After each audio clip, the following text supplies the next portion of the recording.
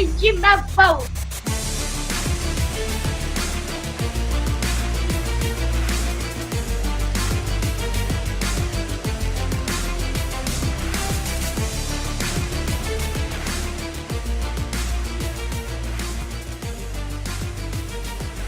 Court is in session with Ryan in Sacktown on If You Don't Like That. Now, Ryan in Sacktown. Oh, must be Rhino.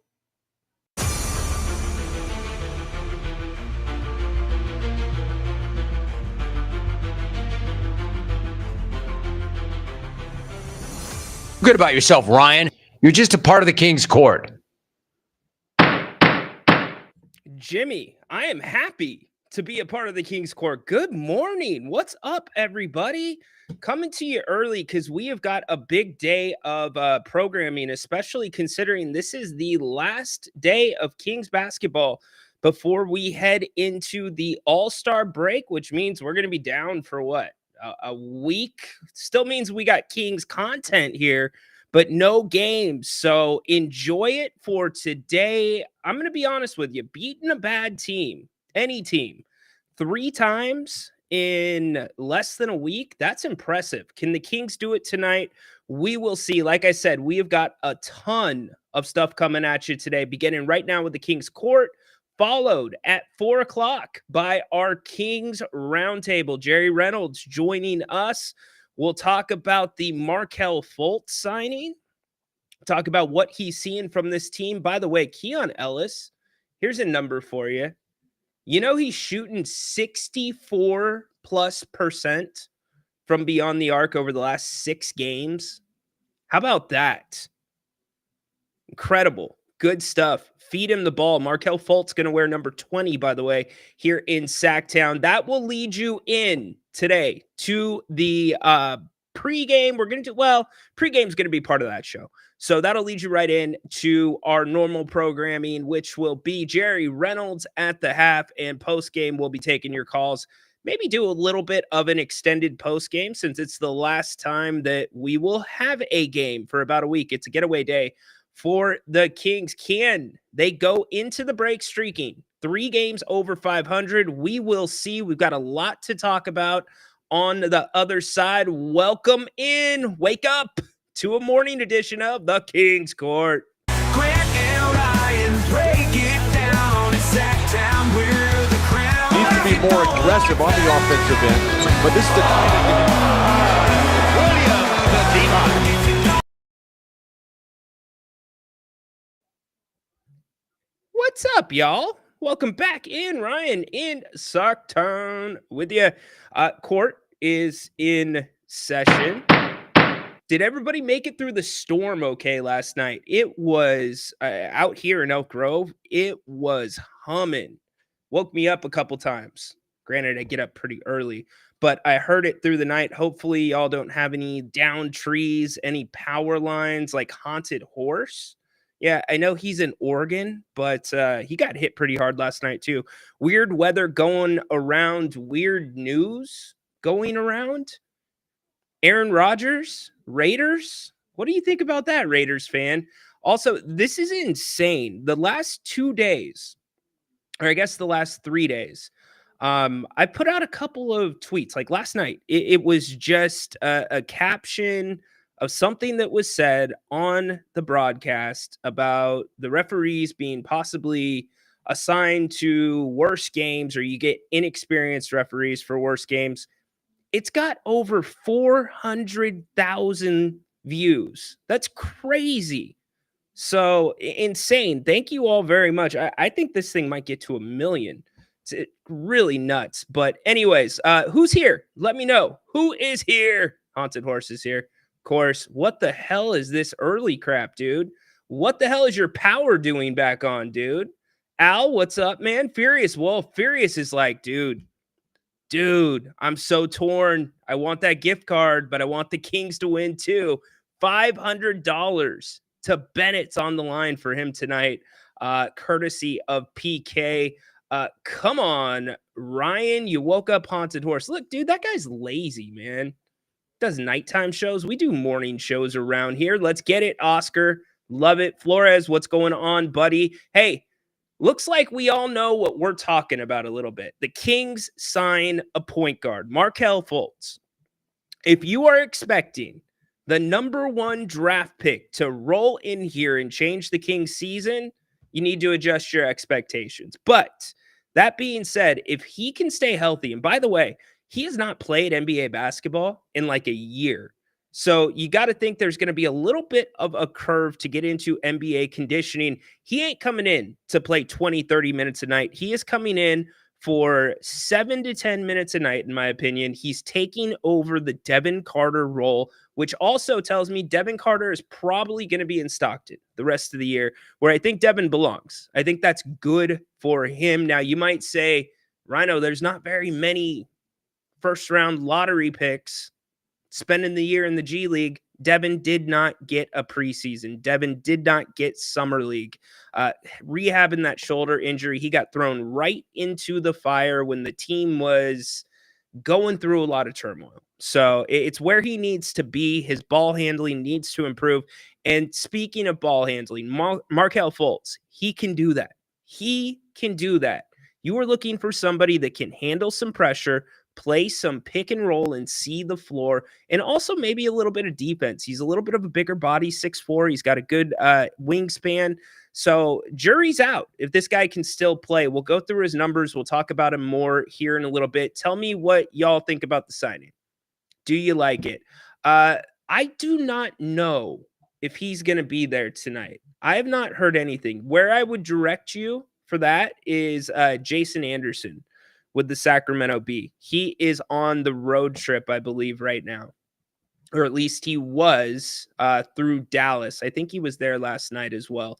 So pay attention to Jason's feed. I think it's like at Jason Anderson, Sac B, something along those lines. And we'll stay posted for that as well. He is going to wear number 20, though. The Kings are going to wear their the black and purple with the race flag going down the side. That's what they're going to be doing tonight. Lodi checking in. What's up, Lodi? Lodi's got some really, really good places that I like to go eat. Good stuff. Where's everybody else watching from? I know Karen's she's down by Alturas, Mount Shasta, I want to say. Okay, really quick. All right. Not going to spend too much time on this. I understand that Sacramento has some beautiful rivers. I understand that Sacramento has Clear Lake within an hour and a half. You have Lake Tahoe within 2 hours. You've got some good outdoor options to go fishing, is what I'm saying. Can we give it a rest with the fishing for De'Aaron Fox? Look, I get it. Fans are bent. I understand you're bent, but what are we gonna gain here? I'm sorry. Like, now the new thing, he's not following Sabonis. And here's the thing, man. De'Aaron's not one of those fish where you need a specialty reel, you need a specialty bait and bobber to catch him. He will snap back at just about any worm on the hook. And he did it again yesterday. And it's just becoming like, I get it, but why? Do we need to keep going fishing for Fox? Can March 3rd come soon enough? Just get it over with. Have him here in Sacramento and move on. I get the result from that game is probably going to matter more than some other games, but we are fishing for Fox way too much. You like that graphic? I spent a lot of time on that graphic tonight. This morning. I'm so proud of that graphic. That's not AI either. Yeah, that's your boy Rhino getting that one done. So we could talk about it more as well, but want to certainly acknowledge all of you that are here early this morning. Acknowledge me. Haunted Horse got his power back. There you go. Good job, man. Got some snow going. I reached out to Jerry this morning. I'm like, Jerry, you guys make it through that okay? They did, by the way. Jerry back here, 4:00. Looking forward to it. Power was out yesterday. Dyson called, Paul. They're looking for a guy named Rhino. Yeah. Okay. All right. Can we put the King's Court on hold for a quick second? Because I need to share something with you that was bizarre.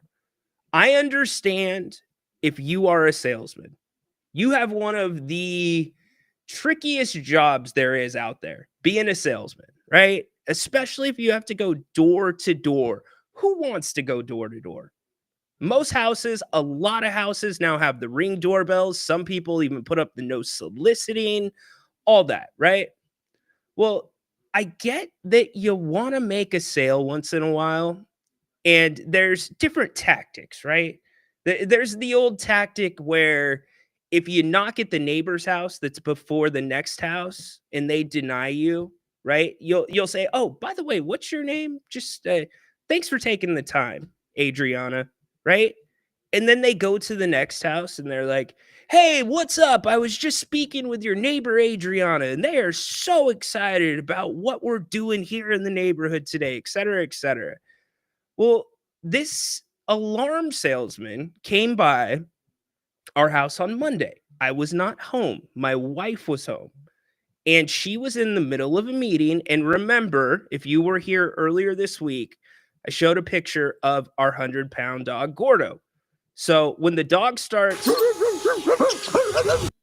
you got to get him away from the door because he will scratch the door. And I mean, what's left of the bottom of our door? Well, actually, Haunted Horse has seen it about half down with our door, scratch marks. Like we just decided until the dog is in doggy heaven, we're not addressing the door, right? So Jen has to go to the door. She's nice to the guy. She pokes her head out for a quick second. And he's like, "Well, would you might be interested in what we're doing?" And she's like, well, maybe, right? And so somehow they exchanged numbers. That was the mistake. So this guy starts blowing my wife up, right? For 24 hours. She's not responding. She's working. She's doing stuff. She didn't even have a chance to tell me this dude came by. And then I'm getting ready to do something on Tuesday, and I hear the on the door. And I'm in my son's room.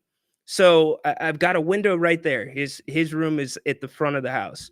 And I'm looking out. I'm like, "What the hell is that? Who's that white car? Why are they at our house? Am I getting served? Like, what's happening? Somebody send flowers." And so I do the old, "Who is it?" And they're like, "It's the alarm company." Poke my head out. This guy knows my wife's name. He's like, "Yeah, I was talking to Jennifer. I was here yesterday." And I'm like, "Huh, she didn't say anything to me." And then I'm thinking, "You were here yesterday, but you're here today. Did she set an appointment?" So I get on the same page with her and I tell him basically kick rocks. I need to talk to her before we do anything. He goes, "Well, I just wanted to come by and tell you that we can offer you this price." And so when I finally connect with my wife, she's like, "I talked to this dude for like 2 seconds, and now this is the second day where he is blowing her up, like blowing her up." So let's fast forward to yesterday. I leave to go run a couple errands. I get a text message from my wife. He's back. This dude came back for a third day in a row, door to door salesman. There is a fine line between chasing a sale, rehash, like remember everybody has a hidden sale, and being a freaking creeper. This dude was a creeper. So now we've got like the house on lockdown. I grab my wife's phone. I leave him that message like, "Hey, bro, don't come back to this house. Do not come back to this house again."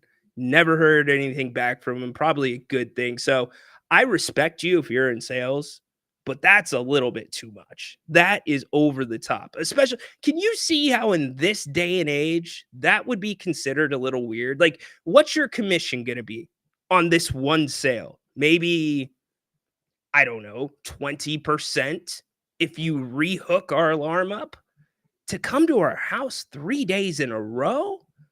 Like, am I overthinking this, or was this a little weird? I thought it was way weird. The art of the deal, BJ says, laugh out loud. He's back. Yes. It's your fault, Rhino. She's a hottie. She is. I outkicked my coverage. 100%. No doubt. 110% outkicked my coverage. Yeah, she tries to be too nice. I get it. But yeah, my first thought was, Dyson's coming. They're coming for me. I didn't sign up for the insurance plan on the Dyson. I didn't register the Dyson. We are ready for Spurs Kings March 7th. There you go. March 7th. Thank you. March 7th.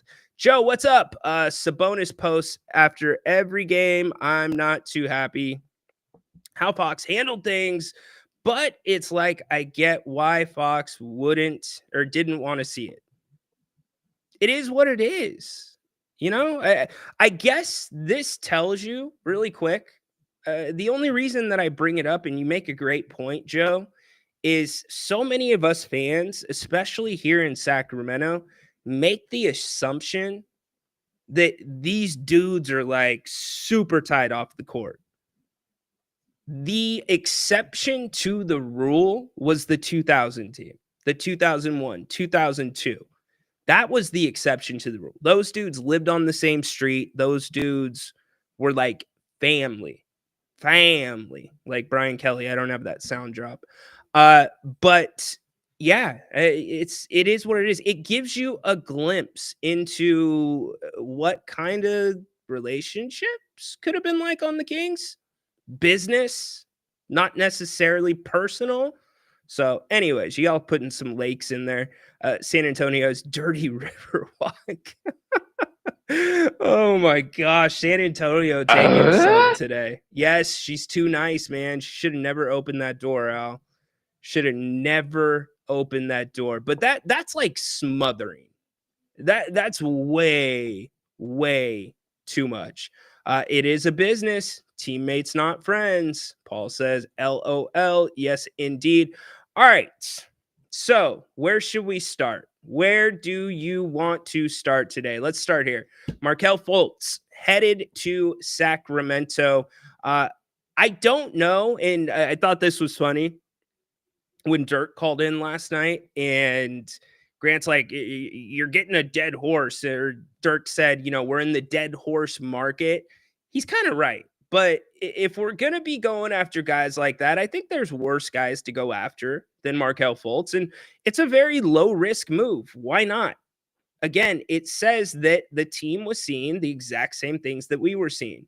They needed to get a point guard in the mix. The pick and roll is very important to what this team does. You are taking away from Zach LaVine's game. You are taking away from other guys' games by having them with the ball in their hands. And yes, I've already rewatched last night's game. I've got some images we'll go over on the whiteboard here in a little bit. But Fultz, really, it comes down to this. Can the dude stay healthy? Can he stay healthy? Yes, he was a number 1 overall pick.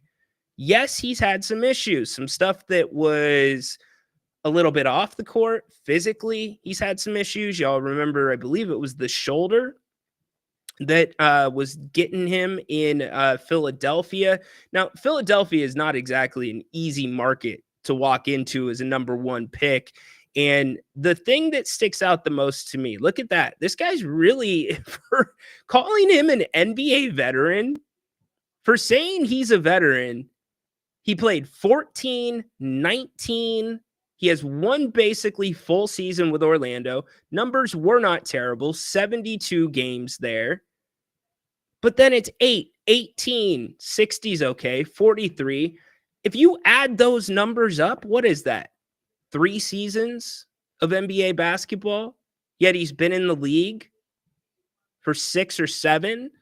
So who knows what he has left in the tank? No, he's not going to be directly in NBA shape, but I think I know he will be in shape enough to step onto the basketball floor for the Kings.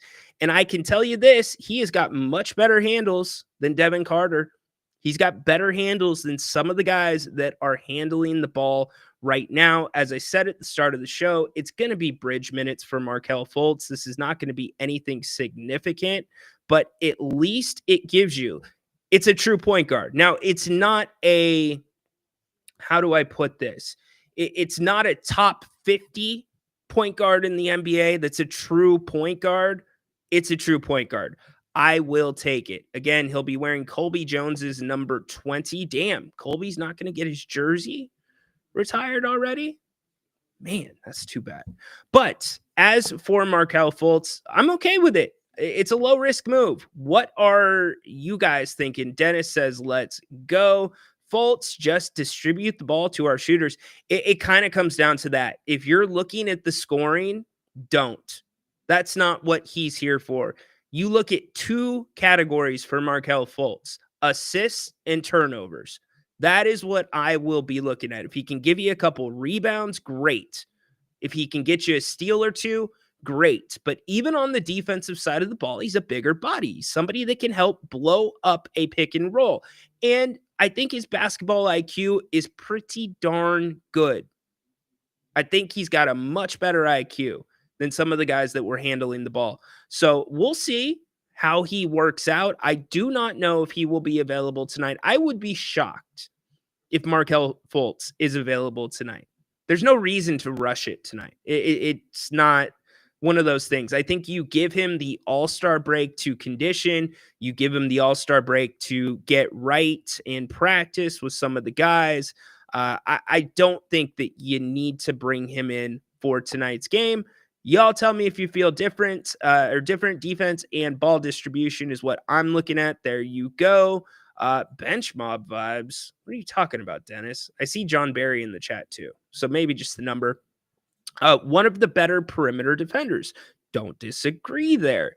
Let's see. Definitely low risk. Why not? There's worse names out there. There is. I'm telling you, worse names. When you guys asked me to look into the buyout market and you wanted me to look into available point guards, it wasn't a big pool to select from. Almost to the point where you got to go start looking at high-level G League players, and then you got to worry about getting them off waivers. I don't know exactly how that works, because if they're under contract, I believe that the other team can match. So anyways, I like it. I like it a lot. Might have to stop by Rhinos later on, check on the dog. Trust me, dude. The dog is doing just fine. I gave this dog a T-bone. It was the bone off of a New York steak. Within 20 minutes, the dog had that thing chewed clean. I mean, clean. It looked like a fossil. It was incredible. This dog is just, he's not a dog. It's like a bear. Less than $750K for the rest of the year. Good job by you, Peter. The numbers are starting to trickle out on that. So yes, very, very low risk. Don't want the ball in LaVine's hands. Agree. Well, I'm starting to get to the point where I'm a little worried. I'm going to give it the All-Star break. And when I say little worried, I'm not worried about Zach LaVine when it comes to his scoring, his shot, his ability to get to the rim. But I'm a little worried about his playmaking. That has not looked great to me. No, that is not Scooby. Does anybody have any idea whose dog that is?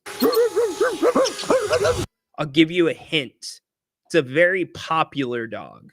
If you have kids that are 10 or under, your kid has heard of that dog.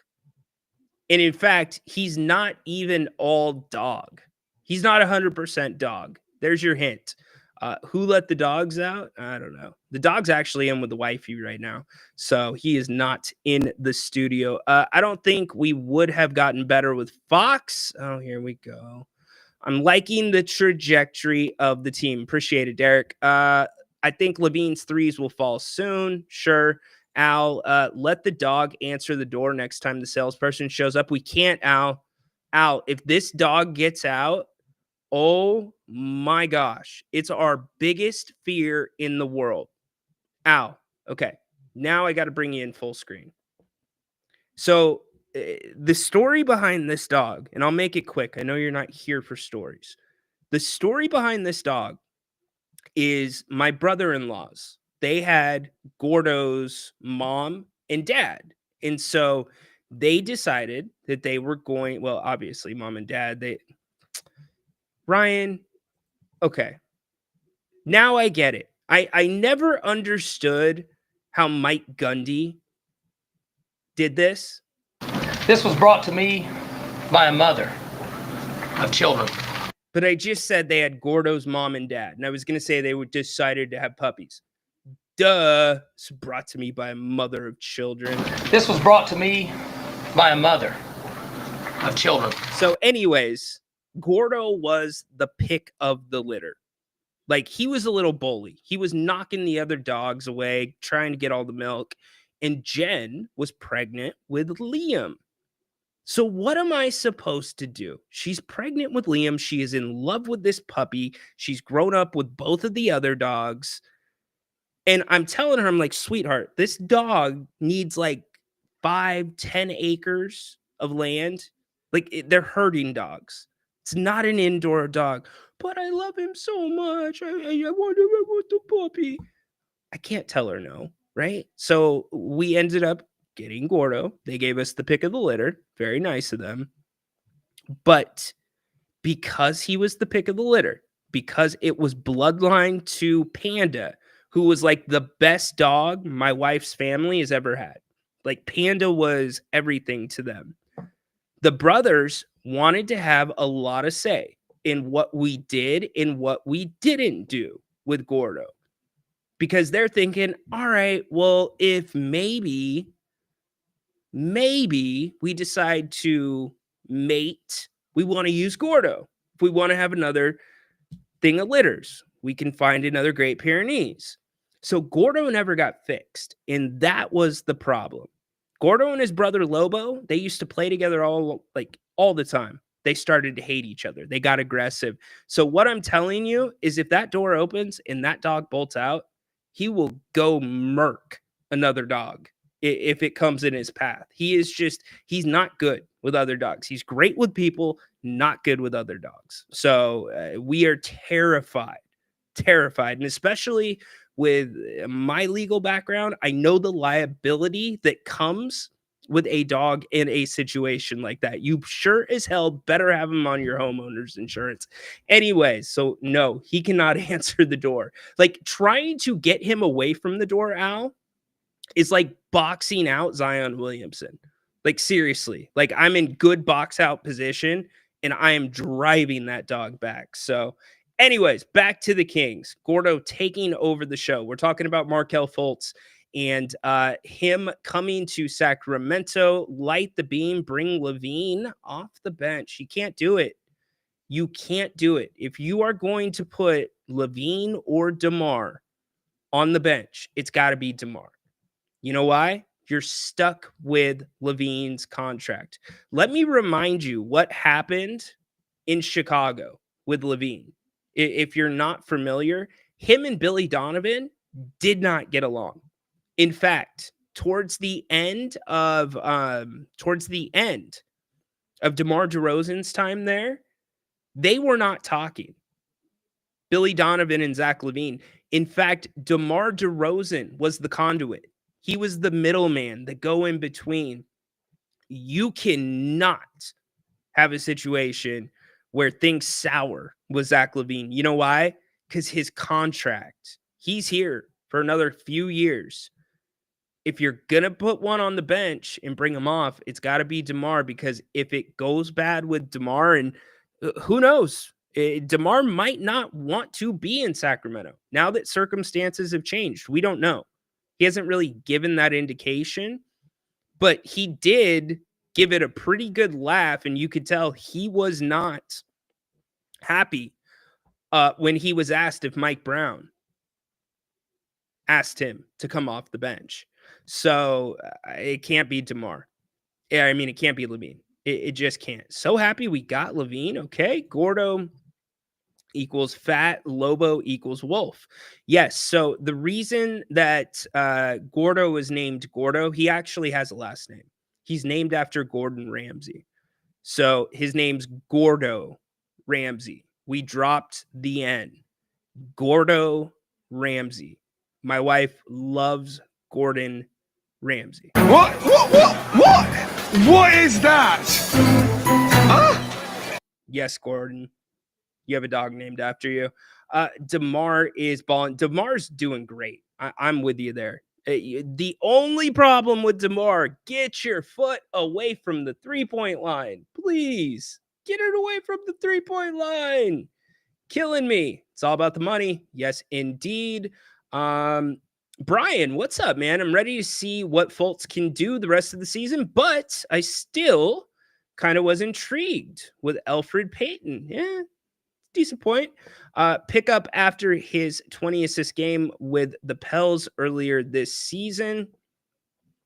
Yeah, I don't know. It's a great question. I wonder if they're going to have a press conference with Markelle Fultz.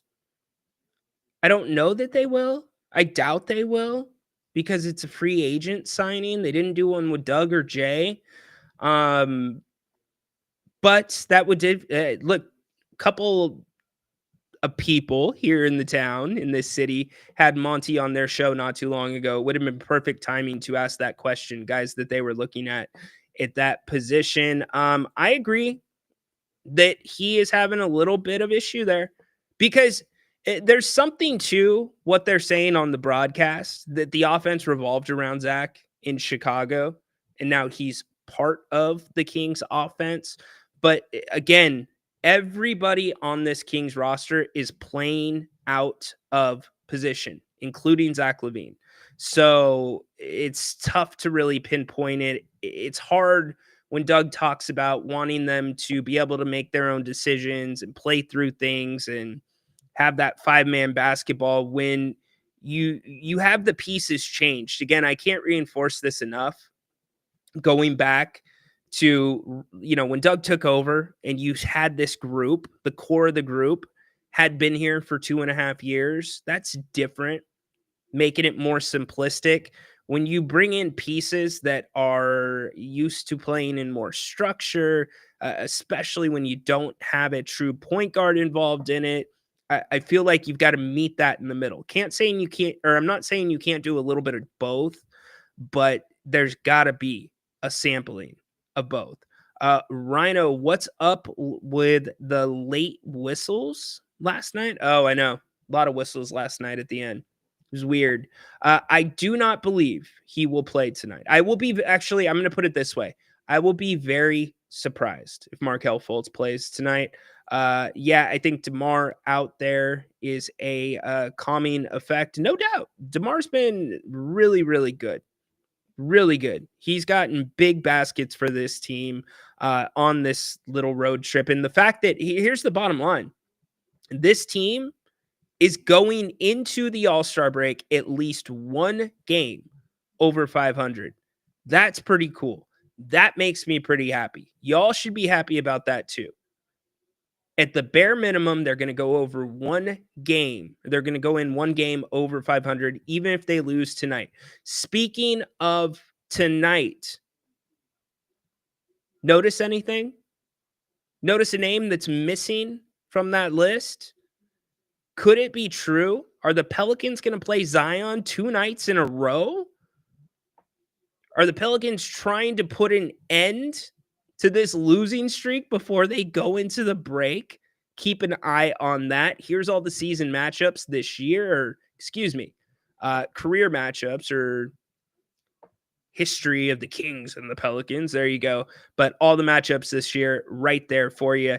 The Kings have won all 3 coming off of a year where the Pelicans skunked the Kings. So super important. I would imagine this guy is going to be looking to have a big game tonight as well. CJ McCollum did not play great last night. Got it going to a degree. Dennis, his name's not on there. Uh-oh. Right? He might be playing. I do not see Zion Williamson's name on there. Dude only played 28 minutes last night. He only played 28 minutes. So that's going to be... He is... Okay. Timeout.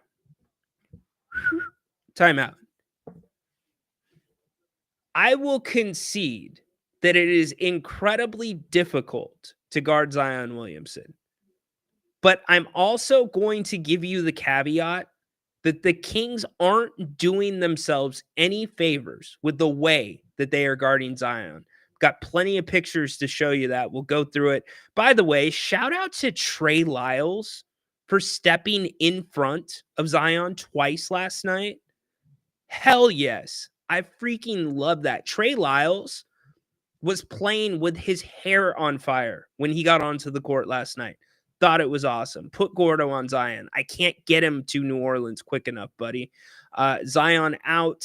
Doesn't look that way. We'll see. Love DeMar's turn around jumper. It seems like an old school maneuver in today's league. You know what I love more? It is an old school. In fact, Michael Jordan and DeMar talked about it earlier this year. Michael Jordan's like, thank you so much for keeping the mid-range game alive, because that's what DeMar's done. But back to the Kings really quick. We're all looking at what DeMar's been doing scoring-wise. We're all looking at the clutch shots that he's been making. You know what I'm looking at? Besides Malik Monk, the last 6 games, he is the second leading guy on the roster with assists. 4.8 assists to 1.5 turnovers over the last 6 games. That is freaking awesome for DeMar DeRozan. That's incredible. So give him some love. He is distributing the ball as well. Zion game time decision, conditioning. Oh, he is ruled out now. Okay.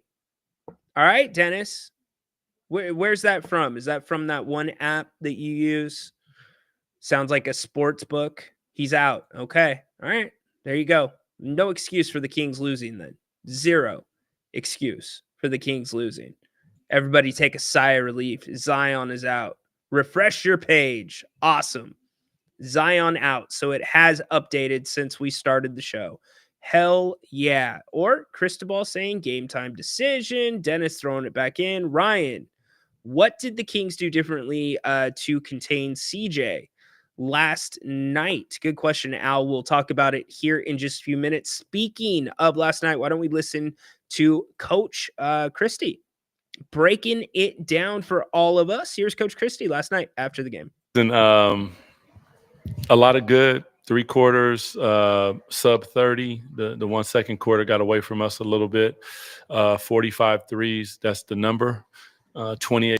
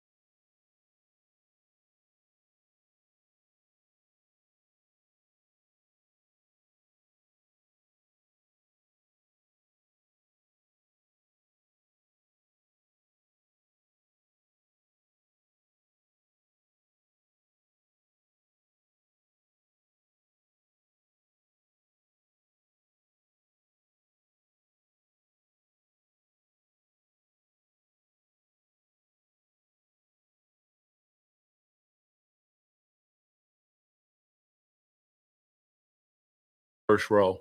Like when he did it, he knew exactly and I'm just saying, like, keep it super fundamental right there. All you got to do is play off 2, look him in the eyes, make a good chest pass, and he gets a wide open look. But to my point is he's trying to make the right play. So those ones, as bad as it hurts me and as much as it frustrates me, I have to live because I want them to play freely, but with a winning level of control. That's difficult. I don't think that's the easiest thing in the world to do. My bad. I know that some of that dipped out. We have to break format.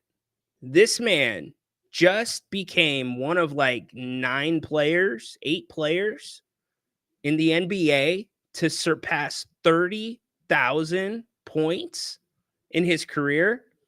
Also, he has 17 burner accounts and a couple of weird documentaries floating out there.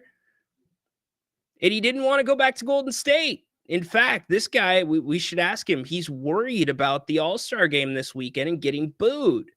Let's bring him on. Kevin Durant. What's up, dude? Hello, Mr. Ryan. What's on, man? Ryan, I have two things to say. One of the things I had to say is the Fox thing. So I have no problem. Fox left. He didn't want to be here, right? That's okay. But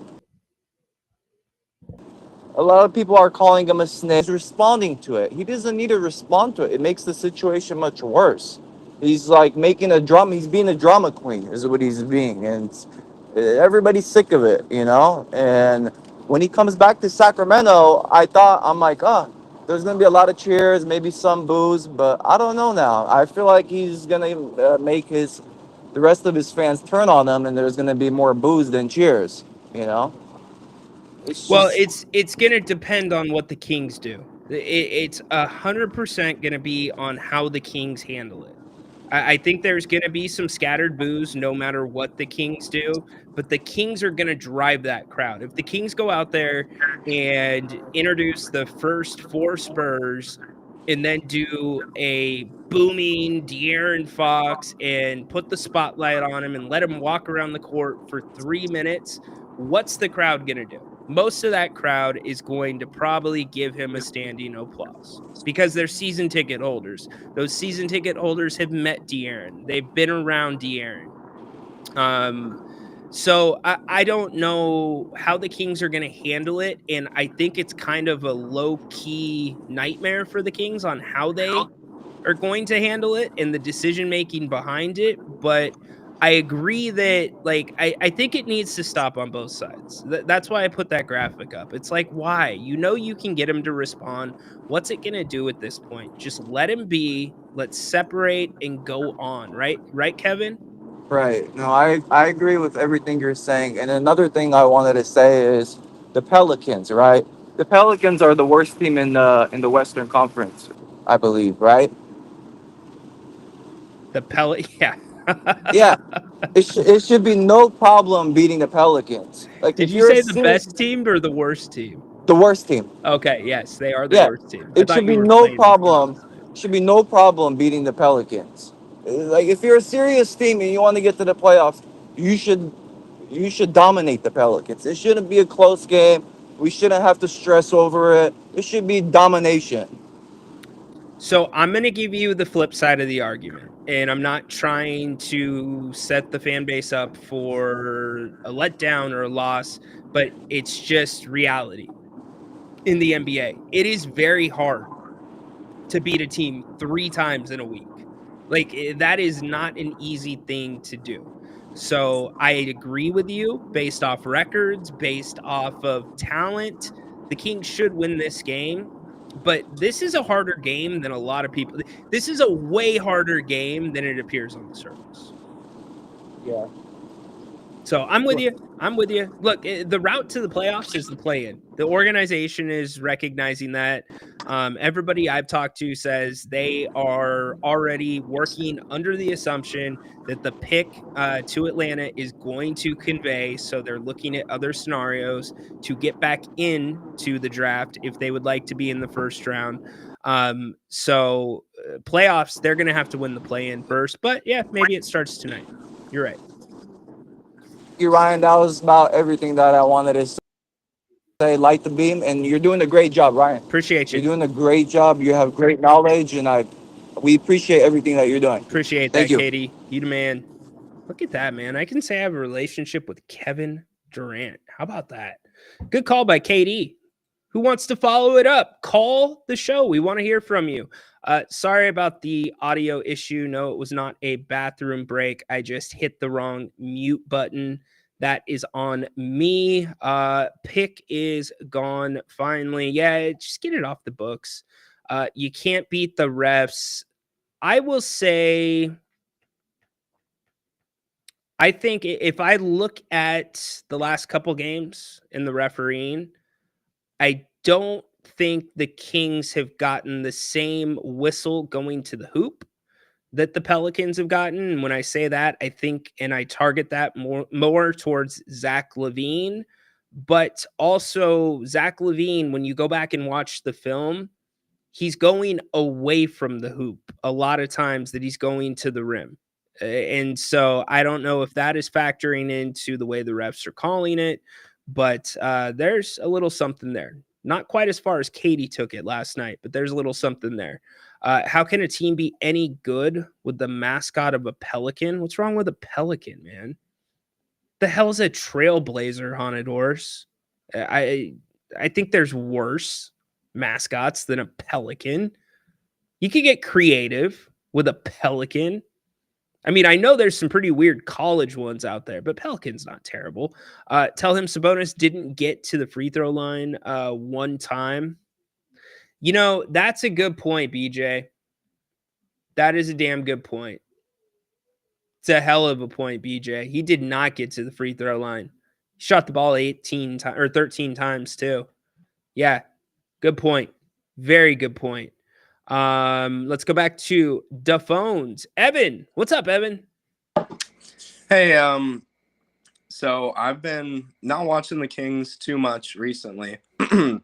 After the Fox trade, I was a little bit annoyed that we didn't get a lot of draft picks, but I'm actually going to the game tonight. So, oh, really? Yeah. In the past 3 days, I've been like watching them more, following more, and I haven't really liked a lot of. I know Zach LaVine's a really good player, obviously, but I haven't liked the decisions he's been making, which is shooting the really long shots and all the turnovers. And I really don't care what happens tonight as long as they win, because I went to the Thunder game early in the year and they just got destroyed. So yeah, they got ran. Boring. And I just want it to be, a good game and we win. But I'm just a little bit worried about how Zach LaVine is going to fit into this offense. I hear you. It's a legitimate concern. He's a true 2, and he's being used in between a 1 and a 2, and he looks a little bit out of place right now. Like he just doesn't look comfortable. It's not in a flow. How hard was it to get a ticket tonight, Evan? Oh, I mean, not very hard at all.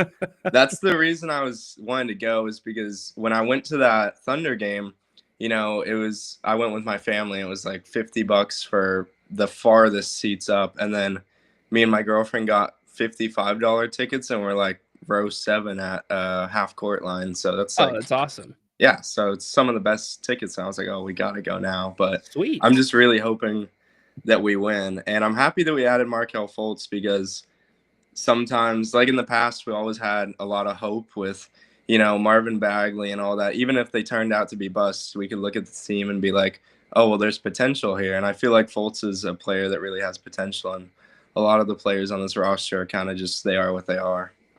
I hear you. It's a breath of fresh air. It's a true point guard. So it's something the Kings desperately need. Thanks, Evan. Hey, by the way, you might be able to get closer to the court tonight. You might be able to get closer than row 7. So there probably won't be that many people there. Yeah, I mean, if there's no one in like row 3 and 4 at halftime, I'll definitely move up. Get down there, bro. It's so much fun being that close to the court. It's a different game. So yeah, I never have. So you haven't? You haven't? No, okay. I haven't. In Sacramento, it's like $500 for those tickets. So it's crazy. Never done that, but I'm excited.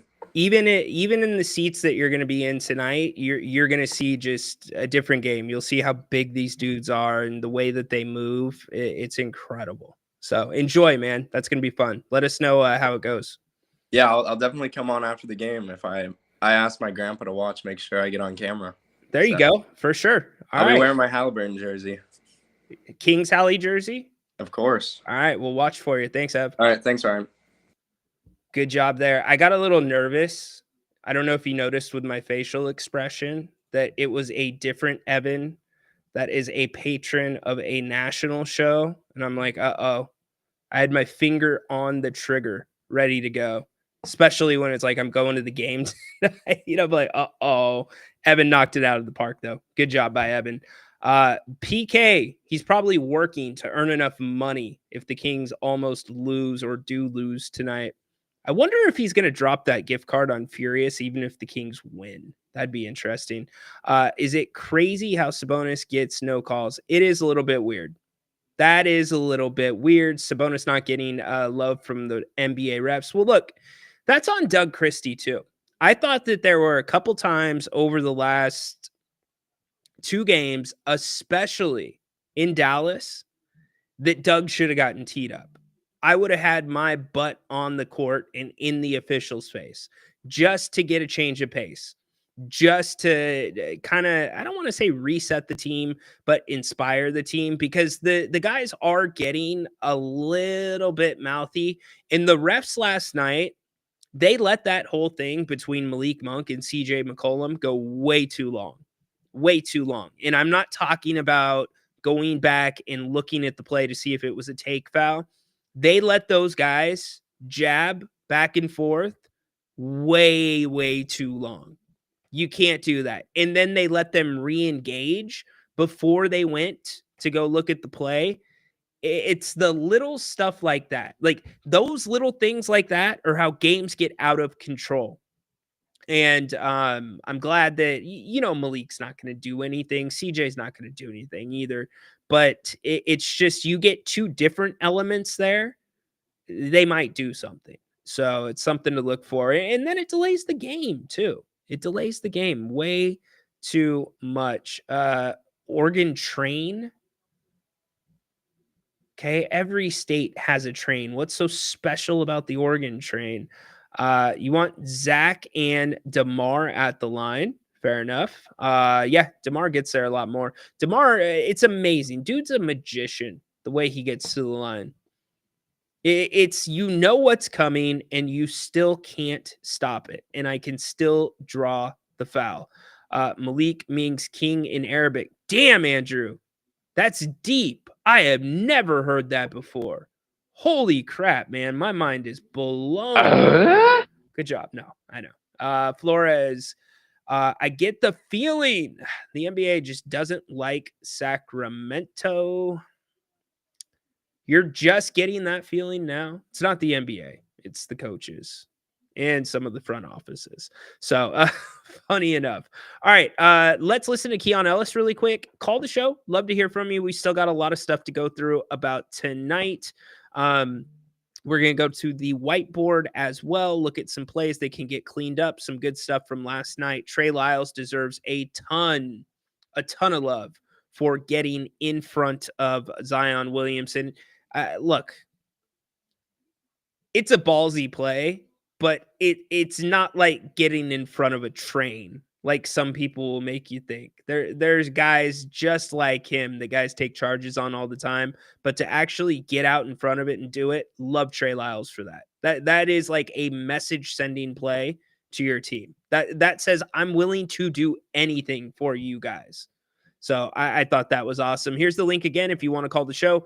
Mr. Keon Ellis, who is shooting 64%. Yes, 64+% from the three-point line over the last 6 games. Huge game last night. In fact, gives you, 27 off the bench, 6 off of his career high. He was 7 of 11 from beyond the arc. Keon was huge. Here was him after the game. Alabama. Hey, Ken, how long have you been playing so well, and why have you been playing so well, so consistent lately? Was that your best half? I mean, my job's real simple, just to go out there, space the floor, be ready to shoot. It's not a complicated role, so just take the open looks and then everything takes care of itself. What did you do in the summer to get better? Worked on everything, depending, you never know what your situation will be. So, you work on ball handling, you work on shooting. Last year I shot over 40. So, you anticipate guys closing out harder. So now you work on, what are you going to do when they bring you off the line? So a little bit of everything, but just perfecting my role. You helped Alabama get lifted into the elite type of program. You keep in touch with those coaches? Yeah, actually, Coach Oates was just at our game. Yeah, I said that 2 games ago too. Bare minimum for the Kings to win a basketball game, 28 assists. If they get 30 or more, they're probably winning. Day before yesterday. Still moving on. It's pretty exciting for you to watch that program grow, and you helped it make that leap.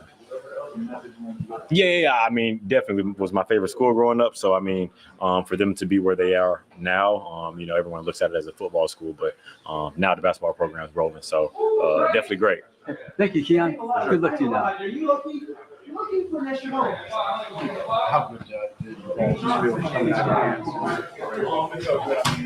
especially after the first make? I mean, it's kind of rolling for you from that point on, but just trying to take the shots that I was given, and just let everything take care of itself. You don't force things; you just kind of letting it come to you. Right? Yeah. I mean, if someone takes me away, I know my teammates probably help. So just trying to make the right play.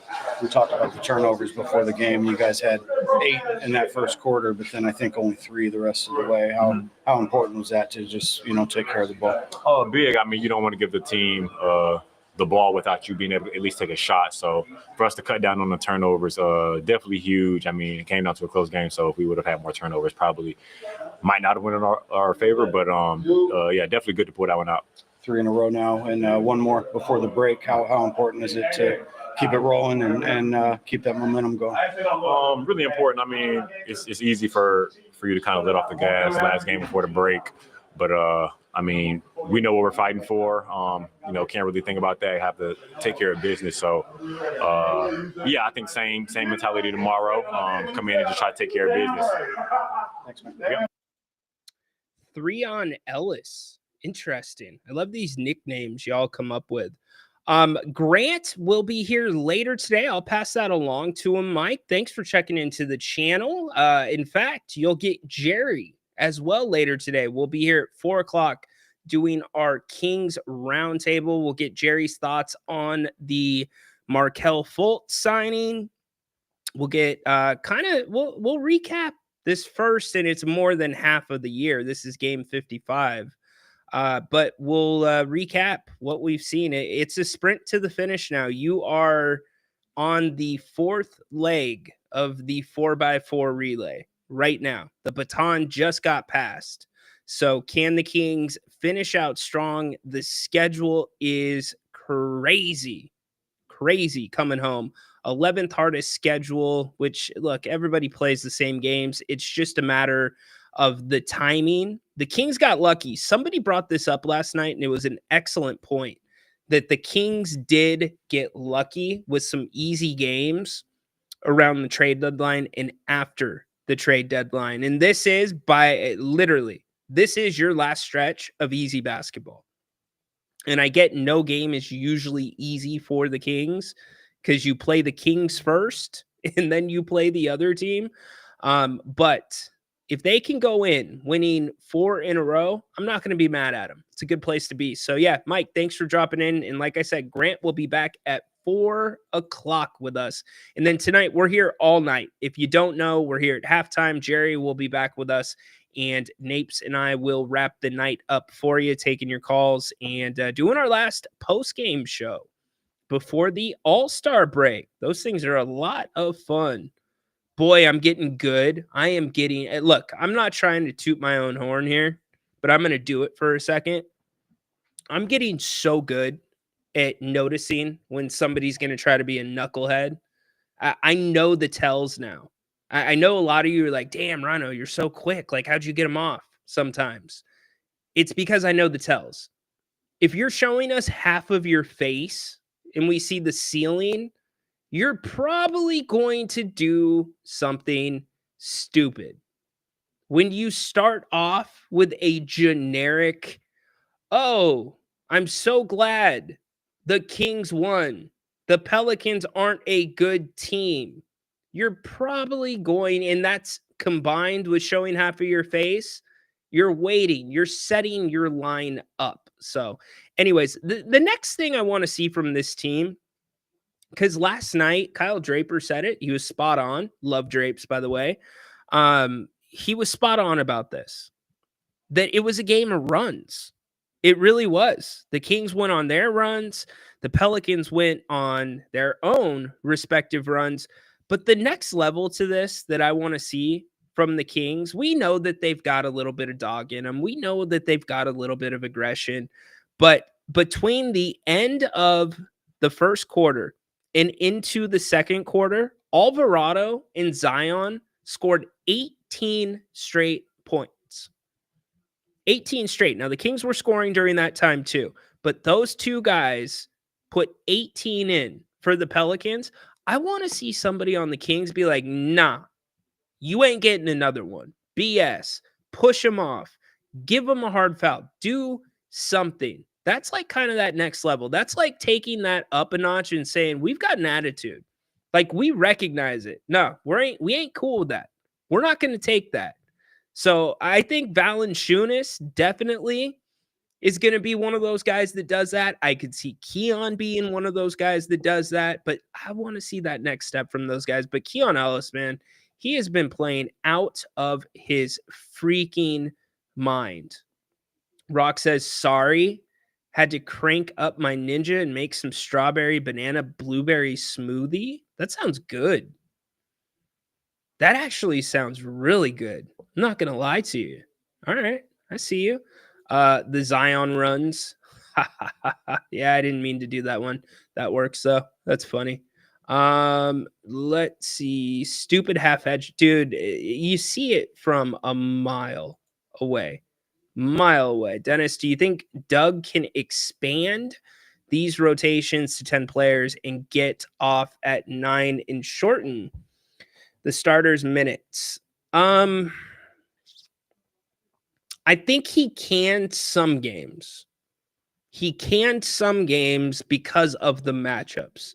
Some games he's not going to be able to do that. When the Kings play a team that has a bona fide superstar, whether it is a guard or a forward, more of a finesse guy and an explosion guy. Zion's more of like a bowling ball. He's kind of like one of those demo balls, a wrecking ball without Miley Cyrus writing on it. When the Kings play like an Anthony Edwards, when they play guys to that nature, Kevin Durant, a Devin Booker, I could keep the list going. That's a game where I could see the Kings going 10 deep because you want to throw so many different looks at that player, and you've got multiple options now that you can throw at him or at them. But consistently, I think you kind of have to play these starters the minutes that they're getting. Keon's going to be the wild card to that. Who was it? Will Z Stats. My man Will. I don't know if y'all follow him. Good dude. Really into the analytics. Will put out a tweet last night after the game. Let me get to it really quick because I thought it was really good. Will said, the Kings are now 10-3. Check this out. The Kings are 10-3 this season when Keon plays at least 28 minutes. It's a pretty damn good stat. That's an incredible stat by Will. So I expect him to keep getting big minutes. He played 29 last night. So if you can increase those minutes and keep the rotation down, okay, I see it. I definitely see it. Let's see. Let's go to the phones. Joe D is back. Joe, what's up? What's up, Rhino? How you doing? How you doing today, buddy? I'm doing pretty good. Just had class in the morning. Where you go to school? Been up and going pretty early. I go to San Joaquin Delta College in Stockton. Love it. It's a junior college in Stockton. It's pretty nice. Yeah. study journalism there. It's a good school. But I was actually just going to add what you had to say about Keon. I don't know if he should start, but I think he should get 30+ minutes off the bench easily.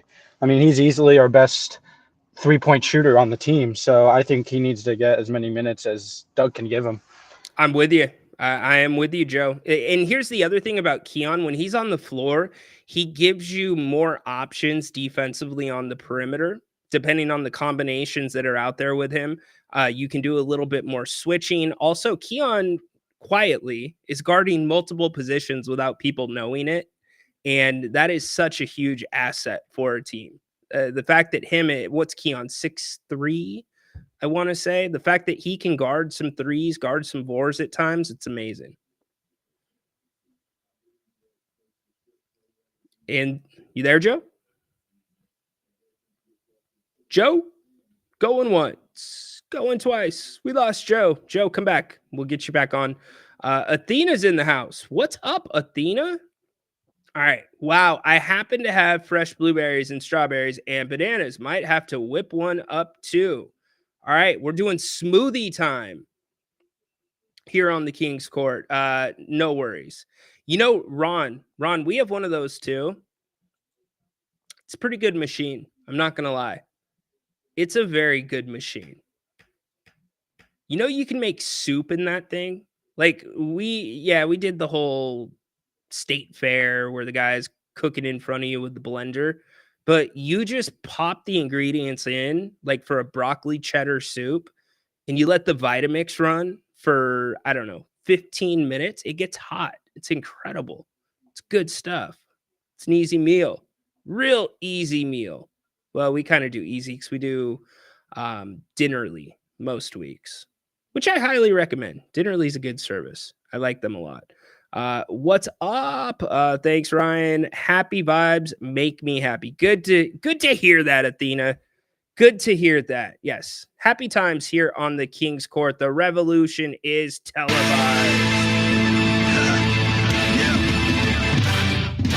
The revolution is televised. I don't have a Vitamix. Oh, you probably got a bullet. You either have a bullet or you got a Vitamix. There's not really anything in between. Just like the George Foreman grill, there's no knockoffs of the Foreman grill. It's a Foreman grill. It's either a Vitamix or a bullet. Those are the two options. Soup in the Vitamix. There you go. That's what I'm talking about. So we're covering a lot of ground here, getting you ready for tonight. I do want to talk about this athletic story that's really interesting to me.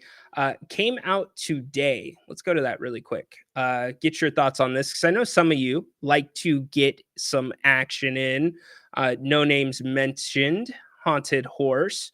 But it's becoming more and more of a thing, right? In all of sports.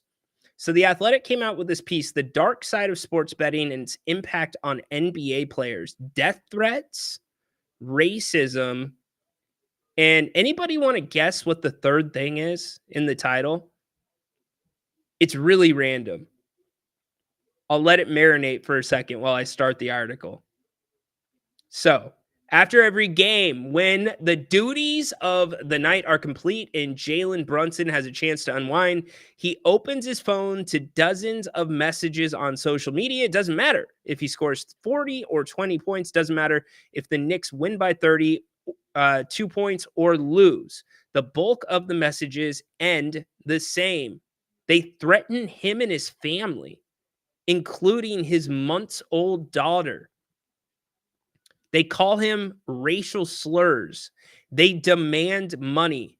So, by the way, the other name or the other tag that's in this article, NBA players, death threats, racism, and Venmo. Yes, Venmo requests.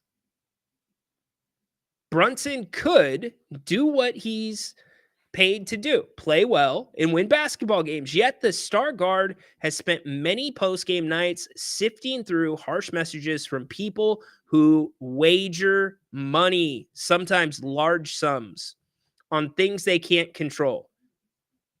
Quote unquote, genuinely threatened, Brunson asked himself pondering for a moment after the question was posed by The Athletic. Quote, I've never felt genuinely threatened, but there has been some really disrespectful S-word said. It's a lot of people who don't have profile pictures. Same people that called the show with only half their face showing. I added that in. There is a part of me that is thought about airing them out, but S always comes back around. Now that sports gambling is legal in many states and widespread, this kind of abuse has become increasingly common and unavoidable part of players' lives. It's an unintended consequence of opening up this revenue floodgate. In 2018, the Supreme Court overturned a federal ban on sports betting at the state level, clearing the way for several states to legalize it. That made it accessible, so accessible that people can wager larger sums of money from their phones while sitting within the comfortable confines of their home, a bar, or even an arena. That's the scary part. An arena, as they're inside watching the game in front of them. Per the American Gambling Association, the industry made 10.92 billion in revenue in 2023, and states collected almost 2 billion from tax revenue. How much money do players get from betting revenue? Just asking. I know they can't. That's a complicated question. I guess in a roundabout way, the money comes back if you have a betting site that's sponsoring the broadcast. But like, is it, well, I'm not going to open that can of worms. Let's continue. The NBA announced last year that it would allow fans watching games on its streaming app to track betting odds and click through to make bets with the league's betting partners, FanDuel and DraftKings. How about that? Under the NBA's collective bargaining agreement, players can invest in sports betting in fantasy sports companies, but their ownership stake must be less than 1% in any company that takes NBA bets. Players, however, cannot gamble on games in the league. Last year, Toronto Raptors forward Jontay Porter was banned from the NBA when Adam Silver termed a, quote, cardinal sin, end quote, of betting on the league's games. Miami Heat guard Terry Rozier is under federal investigation for possibly manipulating his performance in a 2023 game as part of an illegal sports gambling scheme. The league was alerted to suspicious betting surrounding Rozier, but, quote, did not find a violation of NBA rules, end quote, a league spokesman said. When legal sports betting really started to take off and was new to almost everyone, including the players, Brunson got concerned about the messages he was receiving. Coupled the eagerness of fans who could freely wager from home with the direct access to athletes through social media, and Brunson admittedly struggled to comprehend what's going on. The league has processes in place that allow players to report incidents to their team / or the league office. An NBA spokesperson told The Athletic, that's like 1-800-GAMBLER, the NBA players equivalent of 1-800-GAMBLER. NBA security also monitors social media for threatening messages and works with teams to identify persons responsible and, if necessary, involve law enforcement. Multiple players have talked to The Athletic and said they weren't aware of the protocols in place. All right, let's bring it back in for a minute. We're partway through the article. Some pretty crazy stuff. I am actually very proud of Jalen Brunson for putting his name to this article. Really proud of him. Sports gambling equals corruption. Sure, it's more than that. Yeah, right. Adam Silver is a weasel. Progressive. Great use of the word weasel. If you can find a way to use the word weasel on this show, it will always end up on the screen. I think weasel is such a great underused word. It's like in the same categories as like schmuck. You know, words like that. Great job, Progressive. Weasel. I want to let it marinate a bit. Let's see. Haunted 50-cent bets are ruining the league. Adam Silver has let the players dictate the league. It's not a good thing. Well, yes and no. This new CBA certainly has swung things back the other way to a degree. So I thought that's really interesting that the NBA puts all this time into educating the players, teaching the players what they can and can't do when it comes to gambling, right? You can't do this. You can't do that. You can't do that. You can have a 1% stake in a company, but it needs to be reported to the NBA. But the NBA has multiple players they've talked to, and they said they weren't aware of the protocols in place to help the players keep their safety.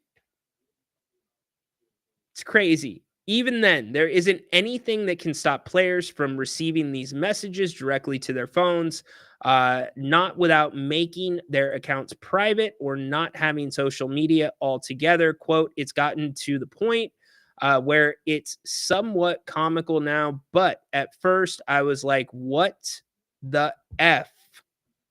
That's terrible. End quote. Brunson said. And here's where these players are kind of caught in the middle. They're caught in the middle because they have contracts with different sponsors where they're having to tweet things out. Like, that's a massive part of some of these sponsorships. You're going to send out sponsored tweets, promoted tweets, whatever, to your 4 million followers. So a lot of them, I guess, have to be on social media. I guess maybe that is a little bit where there needs to be layers between the player and their account. We've talked about that many times, whether it's a manager, whether it's a social media specialist. So at least they can vet through, and many of these guys do have those people in place. They do. But they can vet through all the crappy stuff, all the threats. Let them be the ones that handled the reports to the NBA. Don't let the player see it. I mean, I guess you're going to have to tell the player, right? But you don't need to tell them exactly what was said unless it was something that might endanger them personally. Yes, Bobby the Brain Heenan was a freaking legend. I've got so many quotes of him on here. I will never believe you again. That's Gorilla Monsoon to Bobby the Brain Heenan. I will never believe you again. Excuse me, folks. Sometimes I get a little carried away myself. And On and Hort betting his Safeway points. Dude, his cans that he has from the Diet Cola, insane. Yes, he was the best weasel of all time. Miss those old WWF days. Indeed, Ryan, it's the height of hypocrisy. Don't disagree. Detroit Pistons center Isaiah Stewart began his NBA career around the same time online sports gambling launched in Michigan. At this time, during the COVID-19 pandemic, spectators weren't allowed in the arenas.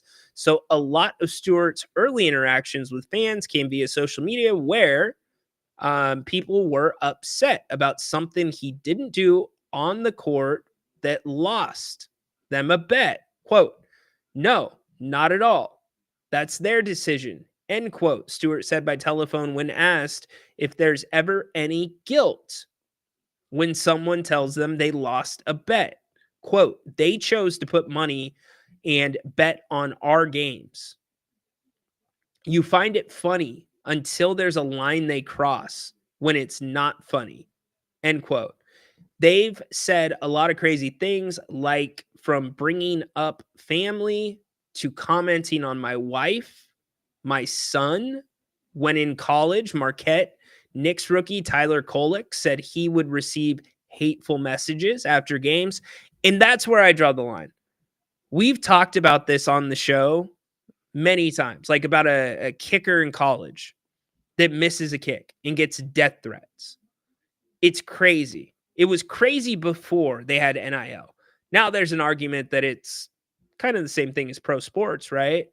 But still, to be a college kid, if you're a college kid, you don't have the security around you that an NBA player does. You just don't. Now, you're going to have probably a layer of protection around you if you are at a big time Division I college. But if you're at a smaller school, and when I mean smaller, I'm talking about like a mid-major, where they're a big enough school to where people are going to bet on them, but they're not big enough, where their programs are not big enough with the infrastructure where they're going to be insulated, where they're going to have those layers. So if I'm a college kid, I'm freaked the hell out. I'm not going to lie to you. I'm freaked out. Think about how open a college campus is.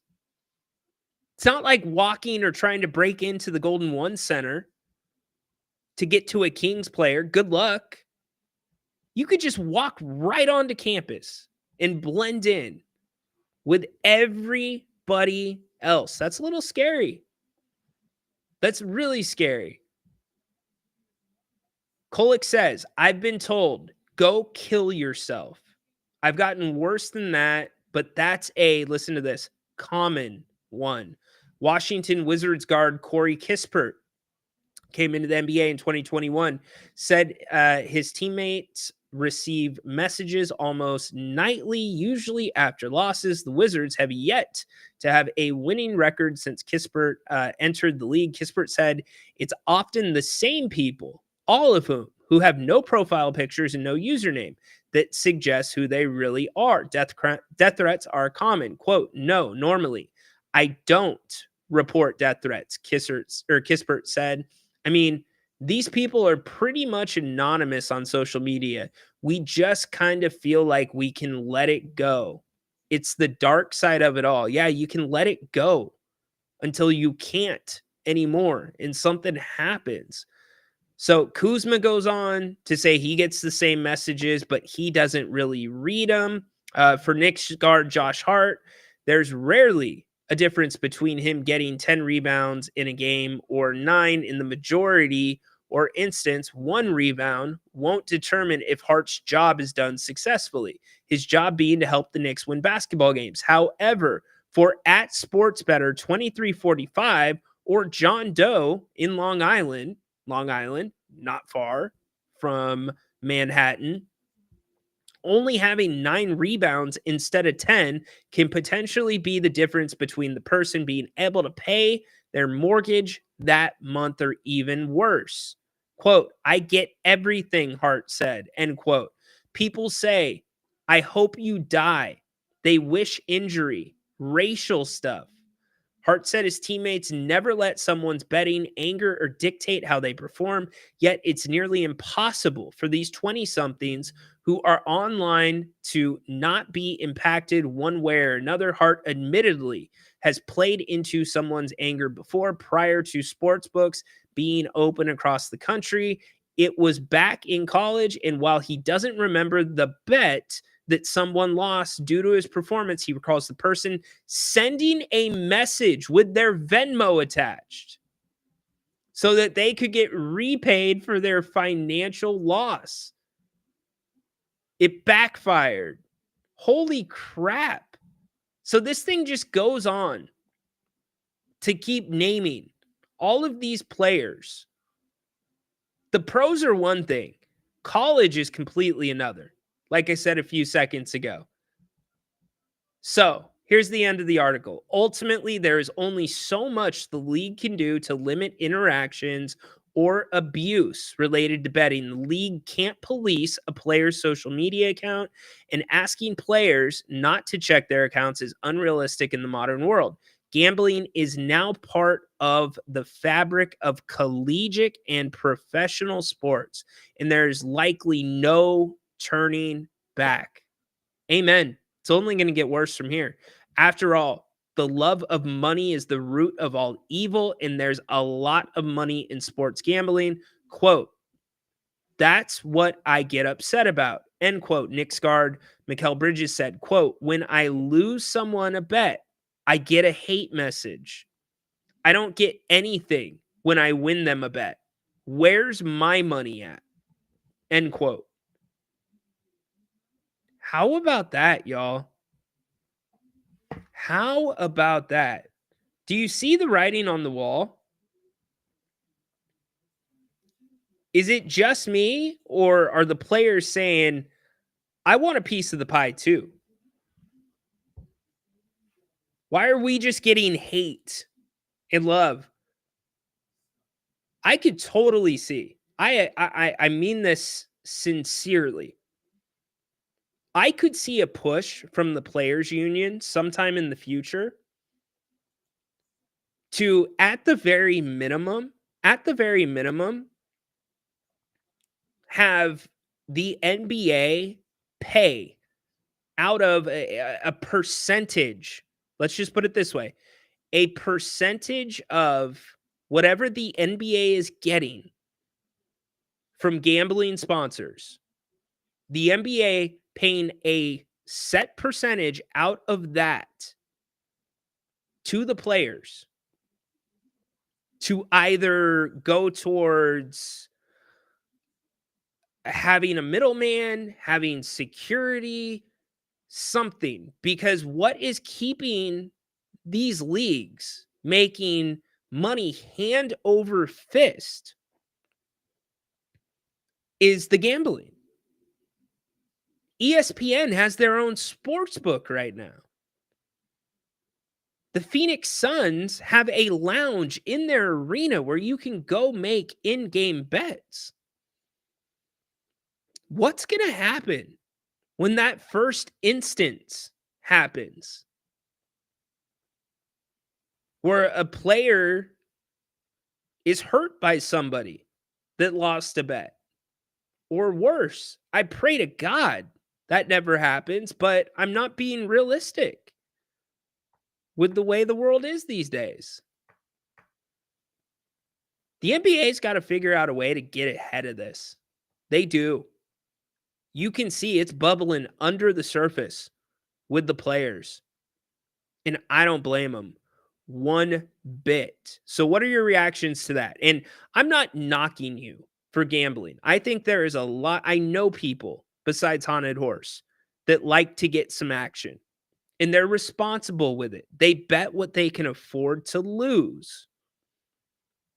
Basically, the bets they're making do not dictate their circumstances the rest of the month or that week, whether they can buy their kids clothes, whether they can pay the mortgage. So I don't want to paint all gamblers with a broad brush because, again, just like on this show, just like sometimes with the post-game show, 99% of you are incredible callers, incredible commenters, incredible viewers, incredible participants. And then there's that 1%, right? That 1% that I always got to keep my finger on the trigger for. And it's that same 1% that is doing this and threatening players. Death threats, bringing up their families, calling out their kids by name.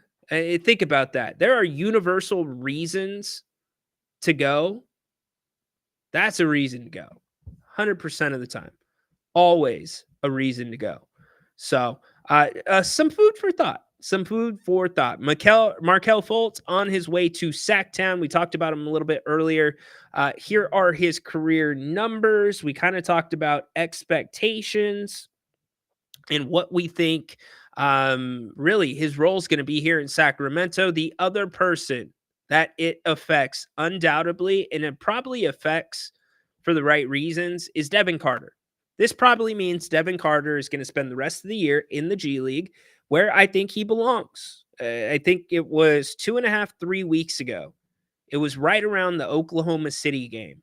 I finally came out and said on a post-game show, Devin Carter needs to be in Stockton. has to be in Stockton, and it's the right place for him. Stockton's got a similar schedule coming up. They play today. They're playing the Santa Cruz Warriors, and then they are going back, or they're going on All-Star break as well. So Devin will probably stay down. I expect Fultz to get the minutes, the bridge minutes at point guard that Devin Carter was getting. And here's the other thing it does. You can put him in with some of the other guards when you're bringing guys off the bench, and then you don't have to ask Zach LaVine, right? You don't have to ask other guys to play with the ball in their hands as a point guard, because I have been less than thrilled with what I've seen from Zach LaVine in terms of decision-making when he is trying to make a play with the basketball. We're going to go to the whiteboard in a few minutes. Still want to hear some more from Coach Christie, but let's hear from Malik Monk last night. He spoke to the media. Malik is always extremely blunt. Love hearing it. Here was Malik Monk after last night. Like it was a game of runs, man. Both sides kept hitting. Ultimately, what do you think was the difference down the stretch and being able to pull away in this? We got a few key stops. I feel like that was the biggest key. I feel like when we get up, we got to start stepping on people next, keeping them down, not letting them back in the game. And that's all the little things we do on the defensive end. Give up an offensive rebound, they hit a dagger three, things like that. So we take care of the little things, we'll be all right. What about your boy Keon Ellis, man, especially cooking in that first half, 22 points out there? 10 for 14, 7 for 11 from the three, man. Keon been doing this all year. I think a lot of people surprised, but I'm not. I've been seeing the work he be putting in. I know what he going to do. That's why I be trying to find him. So Keon was amazing. He always amazing for us every time he step on the court. So Malik, 8 turnovers in that first quarter, and then only 3 the rest of the game. How big was that for you guys? Yeah, I finally didn't have 4. That was huge for us, man. That's a part of the game that we need to take control of. Having more possessions than the other team. We can't have more possessions if we turn the ball over. So the more things we can work on, and I can work on myself more. Hold on. Rock. Devin did have a chance this year in the rotation. Devin has not had his chance. That was a big ask with no summer league. Now, credit to Devin. He traveled with the team. Most of the time he was rehabbing, so he was around them. I think the mistake that was made with Devin was the 2 games in Stockton. It should have been more. But the Kings were at a point in their season where they needed another guard, like a point guard. And that was the wrong ask of him. So when I think about Devin Carter and his chance, I want to see Devin Carter get his chance in his natural position, which isn't point guard. But I agree. I think this year, his chance to have minutes on this team, short of somebody getting injured, short of Fultz not working out, which is a low-risk move, then, yeah, I think that has passed. But his chance as a professional for the Kings has not. Here's Malik again. Malik, can you just take me through just the process throughout the game? It seems like there comes a point where you're not going to be denied, whether it's a rebound, defensively, loose ball, shot. Just take me through that mindset as you're playing and that clicking for you during the game. Yeah, we got Zach and Debo. Keon was rolling tonight. Some of my shots weren't going in, but I'm the point guard, though, so I got to figure ways to impact the game without scoring. And I just try to do anything like that, rebound, get a loose ball, get a steal, get an assist. Just try to do something to help the team win, especially if I'm not doing something on offense. Malik, you guys are working in new pieces and learning to play together and without any practice time, right? How is that going, and does it feel like it's happening, like in little incremental steps in these games when you get out there together? Yeah, especially if we win. We definitely come together more when we win the games. I feel like that's every time we say when we get into the locker room after the game. We winning and we ain't even practiced yet. We finding ways to win. Just imagine if when we have some practices under our belt. So I'm glad we can get these wins right now because, of course, it's always better winning than losing. To learn from that way. So, yeah, we're going to keep going. When you play a team 3 times in 4 games like this, Just what's that mindset? And you got 2 in a row against them Saturday and tonight. Now you got to finish it out tomorrow. Just tell me the mindset. Man, it's hard to beat a team twice in the NBA, let alone 3 or 4 times. So we know we're gonna get their best shot. Hopefully Zion don't play tomorrow, make it a little easier for us. But yeah, man, it's always hard to get wins again in the NBA, especially against any kind of team, man. So we come. They'll be coming, indeed. Excited to see if they can do that. I told you earlier, it is a hard thing to do. There's no doubt about that in today's NBA. All right. It is that time. We are going to the whiteboard. Rhino's whiteboard. So I rewatched the game already. Couple of things. I'm starting out with an awesome play of the night last night. This was the charge that Trey Lyles took right here. Absolutely loved it. The second one that he tried to take, heels were on the line. Get it? By the way, for those that are wondering, a very common play in the NBA to get your feet to be closer to this right here, because if your feet are touching that, it's not a charge. If you try to take one, guys will get as close to that as they possibly can, and they'll lift their heels up. So technically, their heels are over the arch. That is still considered in the rule book this year a foul. So that matters as well. So I've got a bunch of slides that I want to talk about. Some good, some bad. You can stop me anytime if you have thoughts, you have feelings about what you're seeing. But let's go to some of them from last night. Here was the opening play of the game.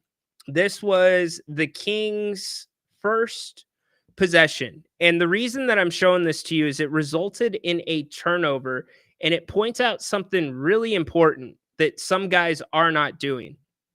A lot of guys are not doing this. They're not coming to the basketball. If you don't know what that means, if somebody is throwing you a pass, you should be coming to the basketball. And I understand Malik's motion is going out this way, but I'm just using this play as an example. So if, let's say, Markelle Fultz was right there on the perimeter and Zach LaVine was going to try, or Keegan Murray, whoever this is, was going to try to make a pass here, you want this guy coming to the pass. You don't want the pass coming to him. That has resulted, I saw 3 or 4 turnovers last night that resulted in that. So that is something definitely to look for tonight. I'm sure Coach Christie is going to be coaching that up as well. Let's go to the defensive end. Now, this was a really important one to me. The reason this is so important is I understand that it's a big ask to guard Zion in the paint. I understand that's a big ask, but here is my bigger problem, and the thing that I think the Kings can do much better. Look at the space between Zach LaVine and the ball handler. Zach LaVine needs to be up here. He needs to have his hands up. Make this pass much harder than the Kings are making it. And you see that across the board in the film from last night. Just simple things like that. It's nothing complicated. These are things that you don't have to be a great defender to do some of these things. We showed you a turnover from the game before where somebody was up in Keon Ellis's mug when he was trying to make a similar pass. And what happened? It resulted in a turnover. So that was another big one that I saw. Let's go back to the film. Some good things, some bad things here. This was not a good thing, or actually, excuse me, this was a good thing that I wanted to point out because I pointed this out at halftime last night. So last night, the Kings were not helping on dribblers. So CJ McCollum, he was here. Let me get my pen going really quick. CJ McCollum started this drive from here. This is where CJ was at. Then he started coming this way. What's important here, and the Kings technically are in a little bit of a zone here, is this defender right here. He came and pinched down. That's what you want to see. You want to see a pinch right there. And that leaves him enough room to get back out and contest that shot. Now, what you don't want to see is this defender out here while CJ's coming, because then this lane opens up for CJ. Zach LaVine has been, to me, the guy that has been not pinching enough on the perimeter. The Kings need a little bit more of that. And again, these are very simple little fixes that the Kings can do to be able to just throw things off a little bit. It's just a little bit more pressure. Here's another thing. The Kings were just taking bad angles at the ball all night, something we talked about on yesterday's show. Look at the ball handler right here. He's not only splitting the Kings, but Jake's angle that he took. Jake came from right here. That's the problem. Jake was right there in the center. Jake took this angle. Why not come and take this angle? So you're at least cutting off the paint that side. Force him this way where you have this guy that can pinch down. And then it's going to be up to DeMar. If they end up passing this ball out, DeMar can either intercept it or he's going to close out in the corner. So communication. I go back to the big C word. The communication just needs to get a little bit better on this team defensively. A couple more, and then we'll take a break from the whiteboard. I hope this is useful for some of you. I hope this is making sense. Here was another big problem that we saw last night. It was the pick and roll defense. So pick and roll defense, you should be up helping. You should be calling out the screen. You should be hedging. Sometimes you will see players switch. There is absolutely no help right here for Keon Ellis. In fact, look at where Malik Monk is at. Malik Monk is on the opposite side of the court. On a play like this, Malik Monk should be at least here in the middle, because this is Valanciunas' man. Valanciunas is saying, we know you're not going to do anything on the perimeter. Now, that doesn't mean that you don't need to help. Alvarado got downhill way too many times. So now Keon Ellis, he's tied up on this screen. Where's Alvarado going? He's going straight to the hoop. So communication, positioning, it's the little things like that. And that's why I say, like, these little things, these tiny little things are the difference between a team being in the top 5 defensively and the team being a middle of the road defensive team. Those are the little tiny things. So we can look at some more stuff from the whiteboard here in a little bit, but I wanted to show you that stuff as I bring you back in to kind of give you some hope about this team defensively. I don't think that it is all bad. It's not all gloomy. It really comes down to more communication. It comes down to just positioning, talking, helping each other. I think the help has been poor to a degree. This opening play made my wife mad. Yeah, that was not a good opening play. I do need some imaging.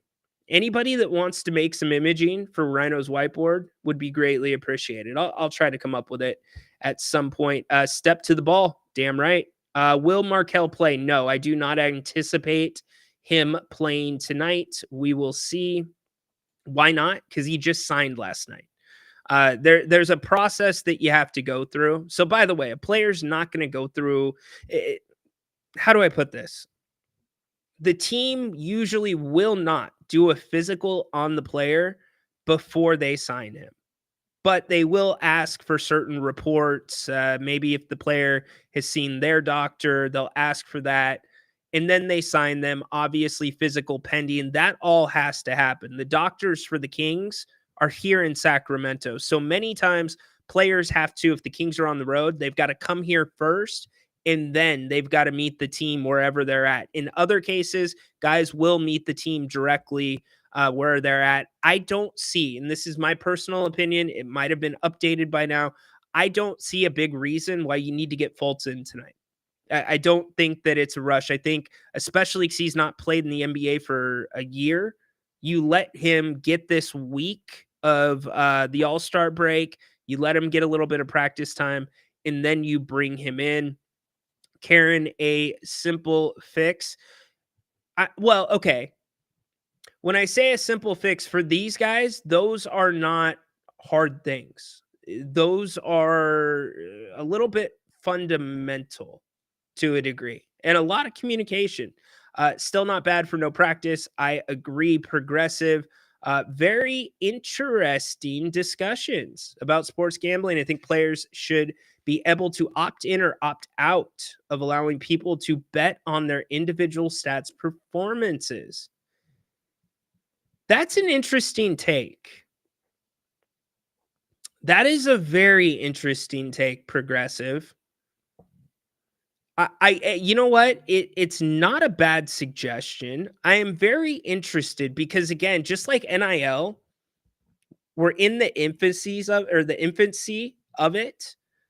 Like in Division I football, NIL is the Wild West. It's not going to continue the way it is. So if you are an NCAA player right now at a big Division I school, you're loving life. It's going to get some controls because it's not sustainable long term. And I don't think the way the system is set up right now, this with sports gambling is sustainable long term. Now, opting in, opting out, I wonder, and now I'm getting to the legal thoughts. I'm wondering how that all works and the technicalities of it. And it suggests some type of, because there needs to be a benefit if you opt in, right? What's that benefit going to be? Interesting. Very interesting. I do think that the NBA is going to have to kick back. The NFL too. You don't have as many prop bets in the NFL on individual performance. You do for the skilled positions, but for the entire roster, like you're not doing prop bets on how many pancake blocks an offensive lineman gets. You can maybe do sacks for a defensive lineman or a D end, but with basketball, it's much different. Like every player, you can do a zillion different props on.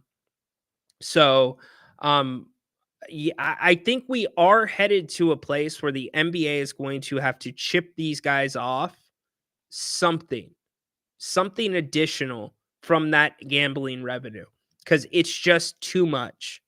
And the way they're getting it on the back end, I get it. And college kids, that's a whole nother thing. That's a whole nother thing. Do you think these things are things that the coach is responsible for or the player's responsibility to just kind of know it already? It's kind of in between, DSC. It's 100% in between. I don't know the Kings game plan. I can guess what the game plan is, but little things like how I showed you the angle with Jake LaRavia, that's something Jake knows. Jake knows it was a bad angle. You don't have to coach that up. That's not going to be on the scouting report, but helping on certain players, digging in on certain players, making sure that you're not leaving certain players, your quote unquote hot guys, that's all in the scouting report. So that's where the nuance comes. Maybe Doug Christie is saying, hey, we're not going to double this guy. And that's why you're not seeing a chip in. That's not why you're seeing the Kings go into the drop. So it's right in the middle. I would say the majority of the things that I have seen and I am pointing out, those are player controlled. Like talking on the court, that's a player thing. Doug's going to say, hey, we're planning, we want you to switch on the outsides because usually the Kings, depending on who you're playing, you're not going to switch 1 through 5. But if Doug wants the team to switch, it's up to the players to make sure to call out the switches when it's applicable. So it's right in the middle. And really, it's just these guys getting used to each other. You have new guys playing a lot of minutes and playing a prominent role in what the Kings are doing between Valanciunas and Levine. So it's going to take a little bit of time. Same thing with LaRavia as well. Hope is key. Absolutely. I was thinking about betting on how many times a month Karen uses her Vitamix. Ooh. Well, see, now that's difficult, right? That's difficult because you need more intel on Karen. Does Karen eat breakfast? If she doesn't, is she a smoothie person in the morning? Is she a juicer? You know, like You need more information. You can't just put like, if you ruled breakfast out of the equation with the Vitamix, like if you said, hey, anything that's made in the Vitamix that is a breakfast item, it doesn't count towards using it per week or using it per times each week, then I think that becomes a little bit easier to handicap. See? Okay, you're working on the odds. All right. I see you. BJ says 15 plus. 15 plus, BJ? That's a lot of times to go to the blender. And here's the other thing with the blender. You got to clean that thing immediately. Like if you're multi-using the blender, in fact, I'll go as far as saying this. We don't do this because one of our pitchers broke, but with our Vitamix, I want one that is strictly for fruit and smoothies, and it doesn't have like soups and salsas and guacamoles and marinades. Like, I don't want any of that in my fruit pitcher where I'm doing smoothies and acai bowls and stuff like that. I like a separation of powers, right? Because sometimes, like if you're blending garlic, if you're blending some of those other ingredients, that they can leave like that smell behind, and you've got to make sure you wash that thing immediately. Do not put a cap on that thing with soap and water in it, like, because the smell will stay 100%. Vitamix. Is Vitamix for old people? No, Vitamix is for everybody. Come on now. The Vitamix is for everybody. The Vitamix is for winners. I want winners who use Vitamixes. They're expensive, though. They're expensive. Very expensive. So a lot to talk about. Again, we've covered Markelle Fultz. Don't forget, we are back today, 4 o'clock. Grant, Jerry, and I, we're doing the Kings Roundtable. Can't wait for that. Jerry will be talking about Markelle Fultz. We will lead you right into the Kings and the Pellies. It is your last chance to catch Jerry at halftime before the All-Star break. Wonder what Jerry's doing for the break. Wonder if he has any big plans going on. We'll see. And then post-game, don't forget, Grant and I wrap it up for you, taking your calls and hopefully talking about this team on a 4-game winning streak. Look, the Warriors, they look like they've improved a little bit. I hate to say it. Are the Spurs going to start coming up a little more? I don't think they will. I don't see the Spurs making it back, but they might. We'll see. Phoenix, what's going to happen there? So we'll be talking all of that. Only 2 games in the association tonight. Only 2 games in the NBA. The Kings and the Pellies are one of them. I believe the other game is a makeup game, if I am correct on that. So, dude, the Vitamix getting so much run today. How much confident are you with the Fultz signing? His backstory is wild. It's hard to tell it's hard to tell what is truthfully up with him physically and what is up with mentally. He's Jekyll and Hyde. Look, I don't care about his shot or his form. That's not what Markelle Fultz is in Sacramento for. Markelle Fultz is in Sacramento to handle the ball, play defense, do a little bit of pick and roll, and read the floor. He's in Sacramento to set other guys up. That is what he is here for. So as far as his shot, as far as his form, let it be what it's going to be. Markelle Fultz is not coming to Sacramento to be a scorer. Now, if we're talking about his numbers, about games played, yeah, you're worried. He played 43 games last season, 60 the year before, 18 the year before that, 8. Then he had 72, which is a career high.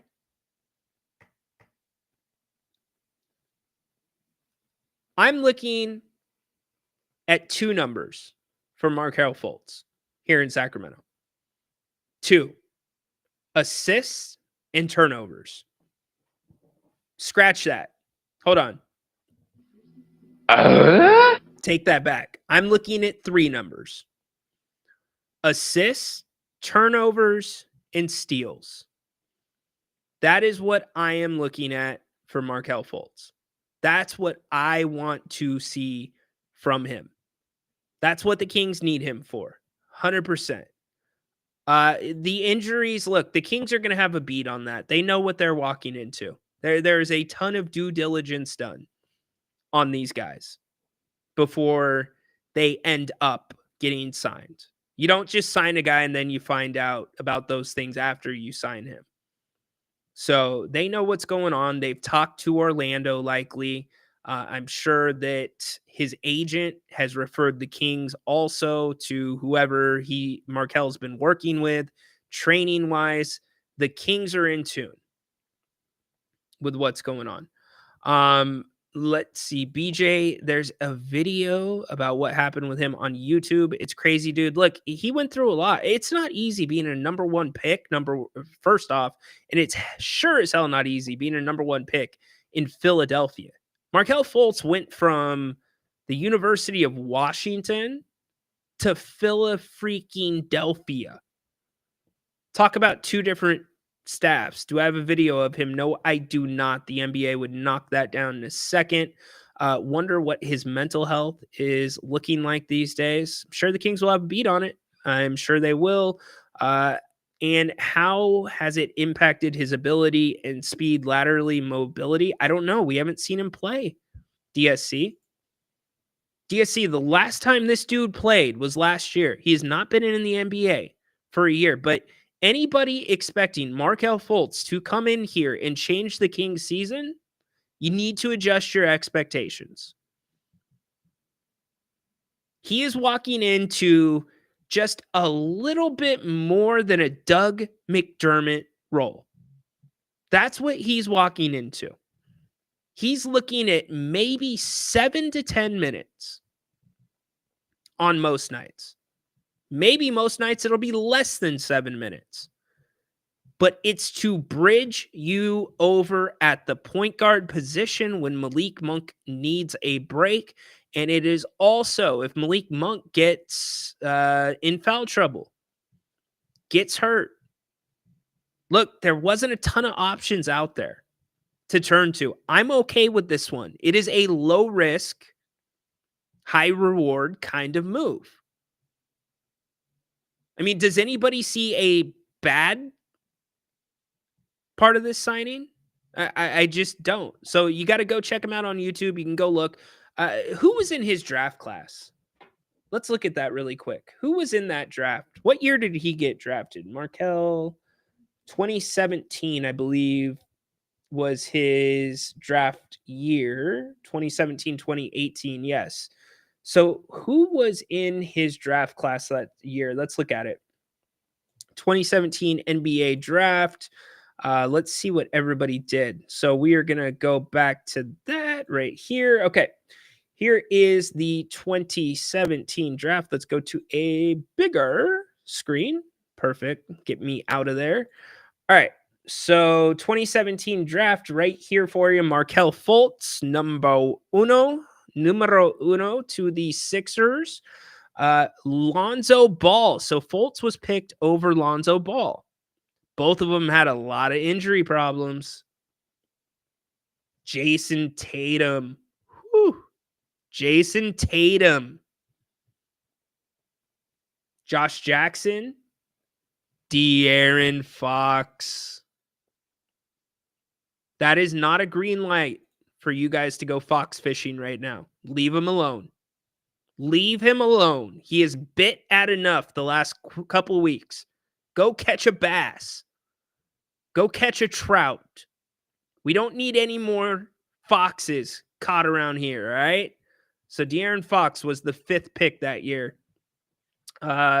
Larry Marketing, Jonathan Isaac, Frank, I don't know, Dennis Smith Jr., Zach Collins, Malik Monk. Look at that. Malik Monk, number 11. Luke Kennard, Donovan Mitchell, Bam, Justin Jackson, Justin Patton, DJ Wilson, TJ Leaf, John Collins, Harry Giles. Remember that pick? I love Harry. Harry's a great dude. Terrence Ferguson, Jarrett Allen, OG Ananobi, Tyler London, overseas, Caleb Swanigan, Kyle Kuzma, Tony Bradley, Derek White. Hell of a pick there. Josh Hart. Look at how that draft ended in the first round. That is a great end to the first round. Oh, I'm not even on the screen. My bad, y'all. My bad. Let me get you to the screen that I'm looking at. Let's look at the second round really quick. Frank Mason. Yeah, that was the draft. The Kings got 3 guys. Anybody from this second round that turned out really, really good?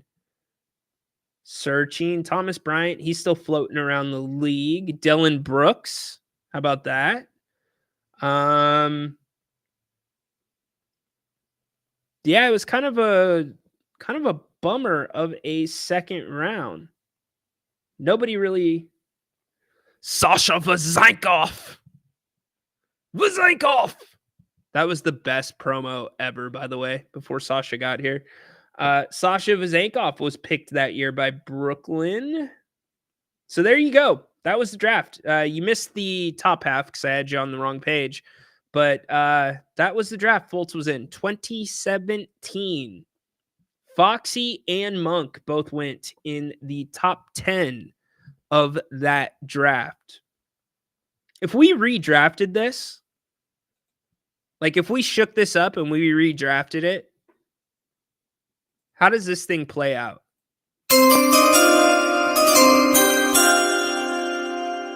Live in Sacramento, Sacramento, there I go.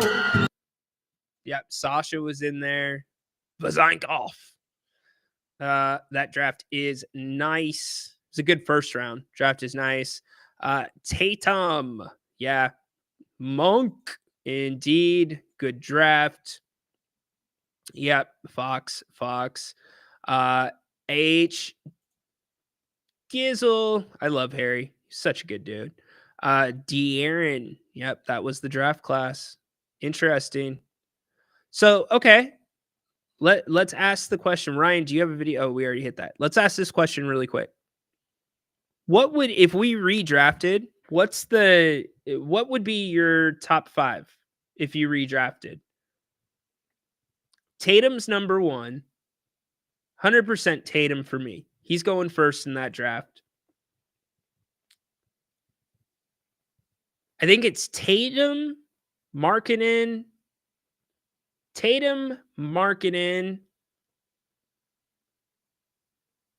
White,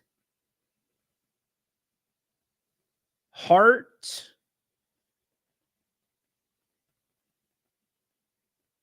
well, White, Fox, Hart.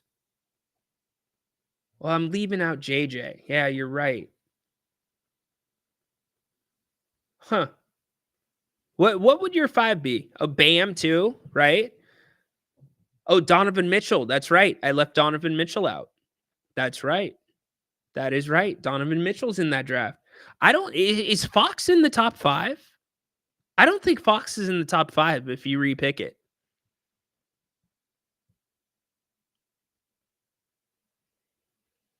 Yeah, I'm kind of DSC. I'm with you. I'm leaning your way. In fact, yeah, I think that's the way I see the 5. OG Ananobi, I know, that's true. Oh, hold on. We've got a dog.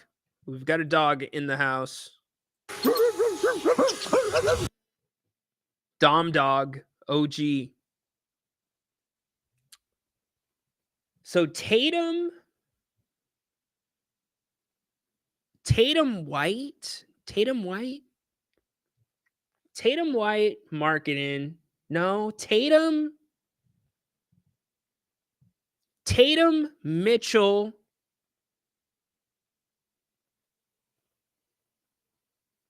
Markkanen, White. Tatum, Mitchell, Markkanen, White. This is tough. Yeah, I think Mitchell does go number 2 now that I'm thinking about it. Rhino, do you think the Kings would greatly benefit from having Davion Mitchell right now? He played a productive 35 minutes last night for the Heat, but I question whether he'd benefit from this Kings roster. Yes, the Kings would benefit by having Davion. Well, would they? I can't answer that in relation to Markelle Fultz right now because we haven't seen him. But yes, I think Davion would have been better in Devin Carter's minutes this year. Yes, they would have benefited. Better question once we have a sample size of better question once we have a sample size with Markelle Fultz. 100% better question then. Dennis, Bam, Tatum, Lowry, Mitchell, Fox. You're leaving White out, huh? Dom Dog, Tatum, Mitchell, Markkanen, JJ Jr., Fox, OG, and then White. Okay, I need 5 though. Is Maxey in here? Was Maxey in the deep second round here? Did we miss Maxey?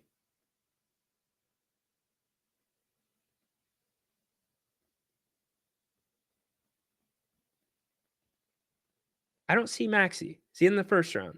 Did I miss him? What about Jared Allen, y'all? Jared Allen's in there too. This is a really interesting one. Picks are not necessarily the right order, just players. Okay. Fair enough.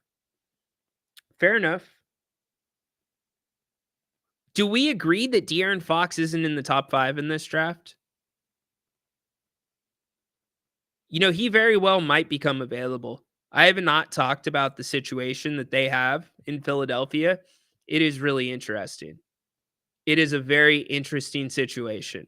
Philadelphia, for all intent, we can talk about it briefly here in a few minutes, but it's going to be very interesting how they handle that. I don't think De'Aaron Fox is in the top 5. I don't. I know Dennis put him in his top 5. I don't think De'Aaron's in the top 5. I don't think I can put him in the top 5.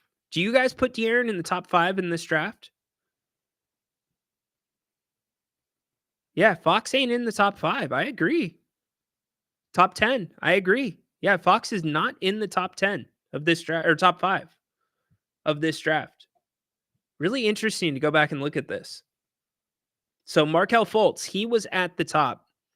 You know, see, that is so tricky. I lean towards yes, because Josh Hart's body of consistent work, consistent. Josh Hart is the same Josh Hart for 48 minutes a game.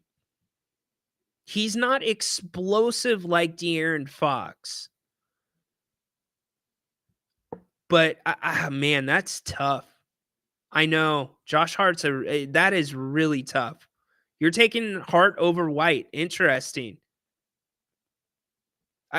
Team USA did not hesitate to put Derek White on that team. And that's a good example of why basketball teams are not just the best 12 players or 15 players. You had to have a Derek White on that team. Derek White was Team USA's. Derek White was to Team USA what Doug Christie was to the Kings back in 2002. Had to have him defensively. Just that solid dude. Progressive says Fox Hart over Josh Hart, in my opinion. He's had a better career so far. It's a very interesting conversation, y'all. It's funny that we landed here. I don't know which, I lean towards Fox not being in the top 5. Like, if I'm looking at the order that GMs, like if you're building a franchise and I'm looking at the order that GMs would take players, I think De'Aaron Fox probably gets picked over Josh Hart, but I don't know that De'Aaron Fox is more valuable than Josh Hart. Do you see what I'm saying? Yeah, Hart over Fox for team concepts. Ed, we were talking about Markelle Fultz and his draft class. So we looked it up, and it's the draft class with De'Aaron Fox, Malik Monk. We're asking, so if you're looking at this draft class right now, Ed, the question that's being asked is De'Aaron Fox, if we were to redraft this, is De'Aaron Fox in the top 5?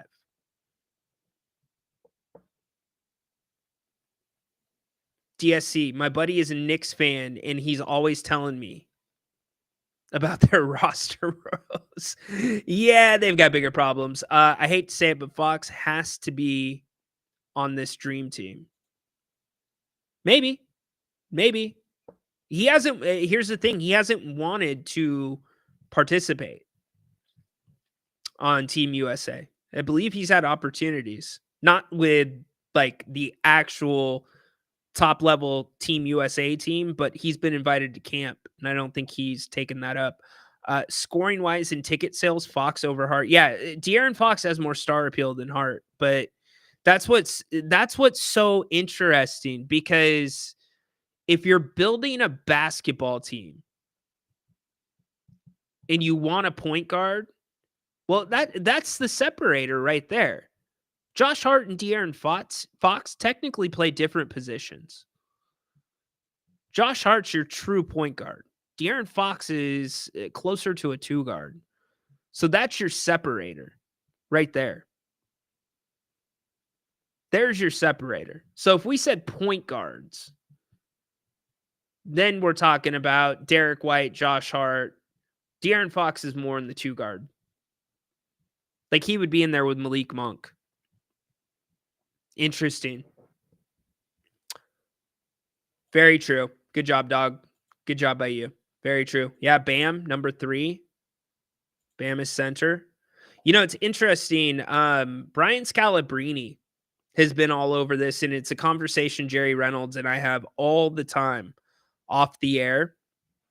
And the conversation is this. Is the NBA swinging back to wanting to have 2 big men on the floor at any given time? And I think the answer is starting to be yes. It is swinging back.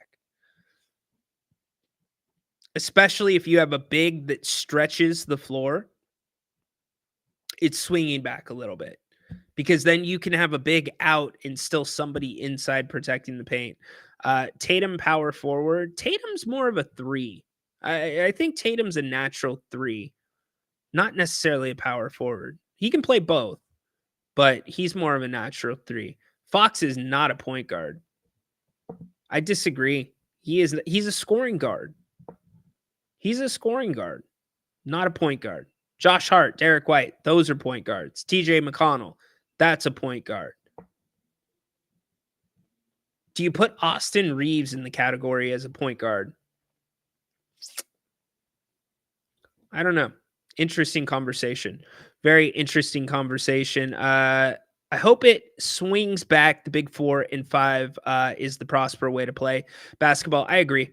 Donovan Mitchell, absolutely. Shooting guard for sure. He is not a point guard. He is a 2 guard. He's a scoring guard. Yeah, he's like a Kyrie. He's one of those guys, not a point. And that's, again, to me, that is the problem. And now we are having it somewhat addressed with the signing of Markelle Fultz. But this entire 2.5 years, the Kings have not had a true point guard on their roster. In fact, you've had almost every player playing out of position, starting with Domantas Sabonis, going all the way down to De'Aaron Fox. It's crazy. All right, we are going to be back later today. Make sure you come back with us. It's been a fun show. Thanks for coming around early on a Thursday. I think looking ahead with this Kings team will be what happens with Keegan Murray. Interesting. Keegan Murray, a mascot? Stop it. Don't disrespect Keegan Murray right like that. Are you kidding me? That ain't cool. Don't disrespect Keegan Murray like that. Not cool. It's outrageous, egregious, preposterous. Not cool. Not cool at all. Hey, thanks. Thank you, Flores. Appreciate you. You know what is nuts, y'all? I bet you if I check my phone, because it is not stopped buzzing. Hold on. Let's check this before we leave.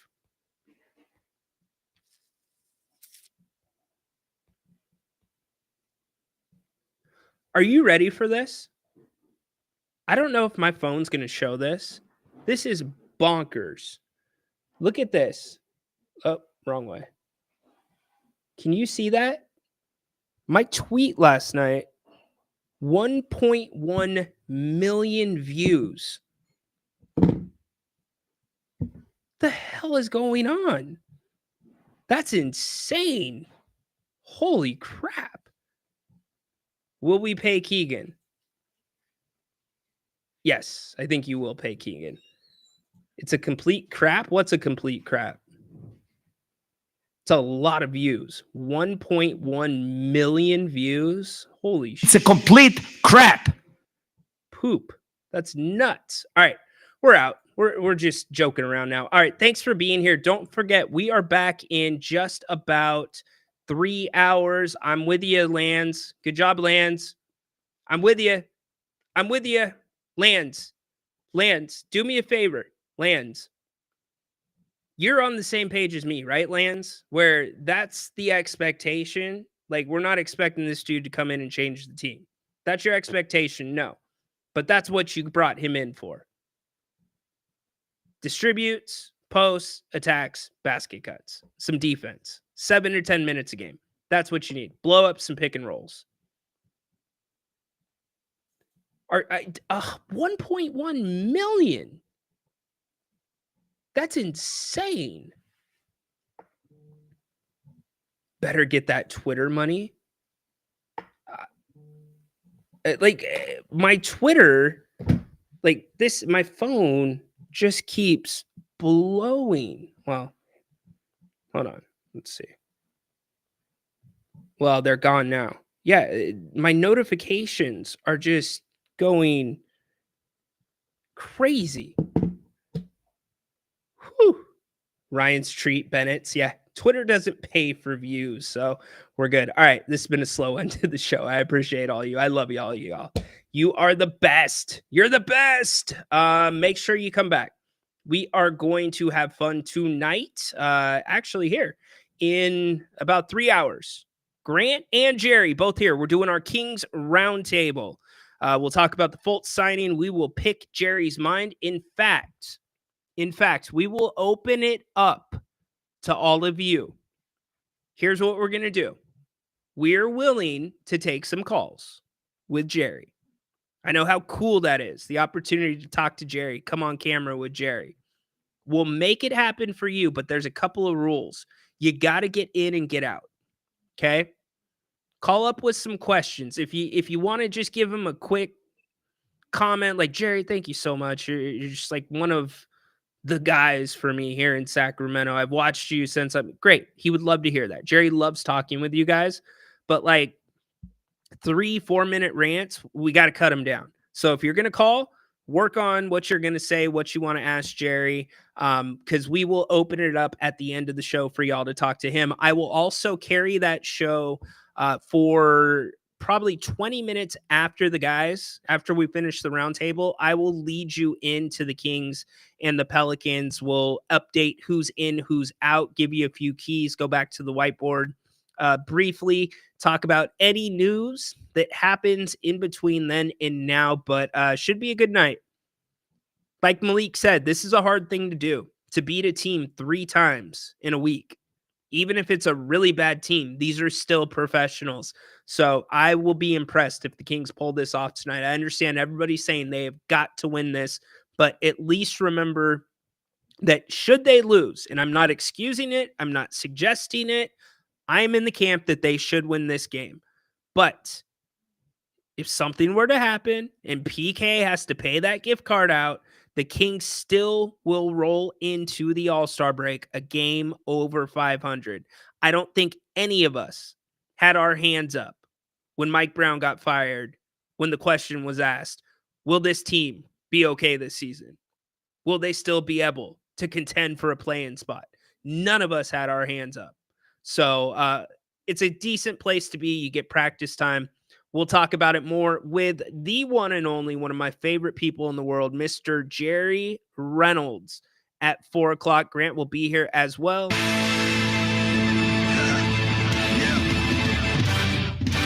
The revolution is televised. Coach Christie, where you at? Can you break us down really quick? Coach, I know you're busy putting a game plan together, but I need you to break down the Kings Court. That's big time shit. Together on 3, y'all. 1, 2, 3. Together. Good stuff. Hey, thanks again, everybody being here. Appreciate you so much. Go Kings. Light the damn beam. We'll see you for the Kings Roundtable, 4 p.m. Wrong drop. Damn it. I have 2 drops that are exactly the same looking. Feel good about yourself, Ryan. You're just a part of the King's court.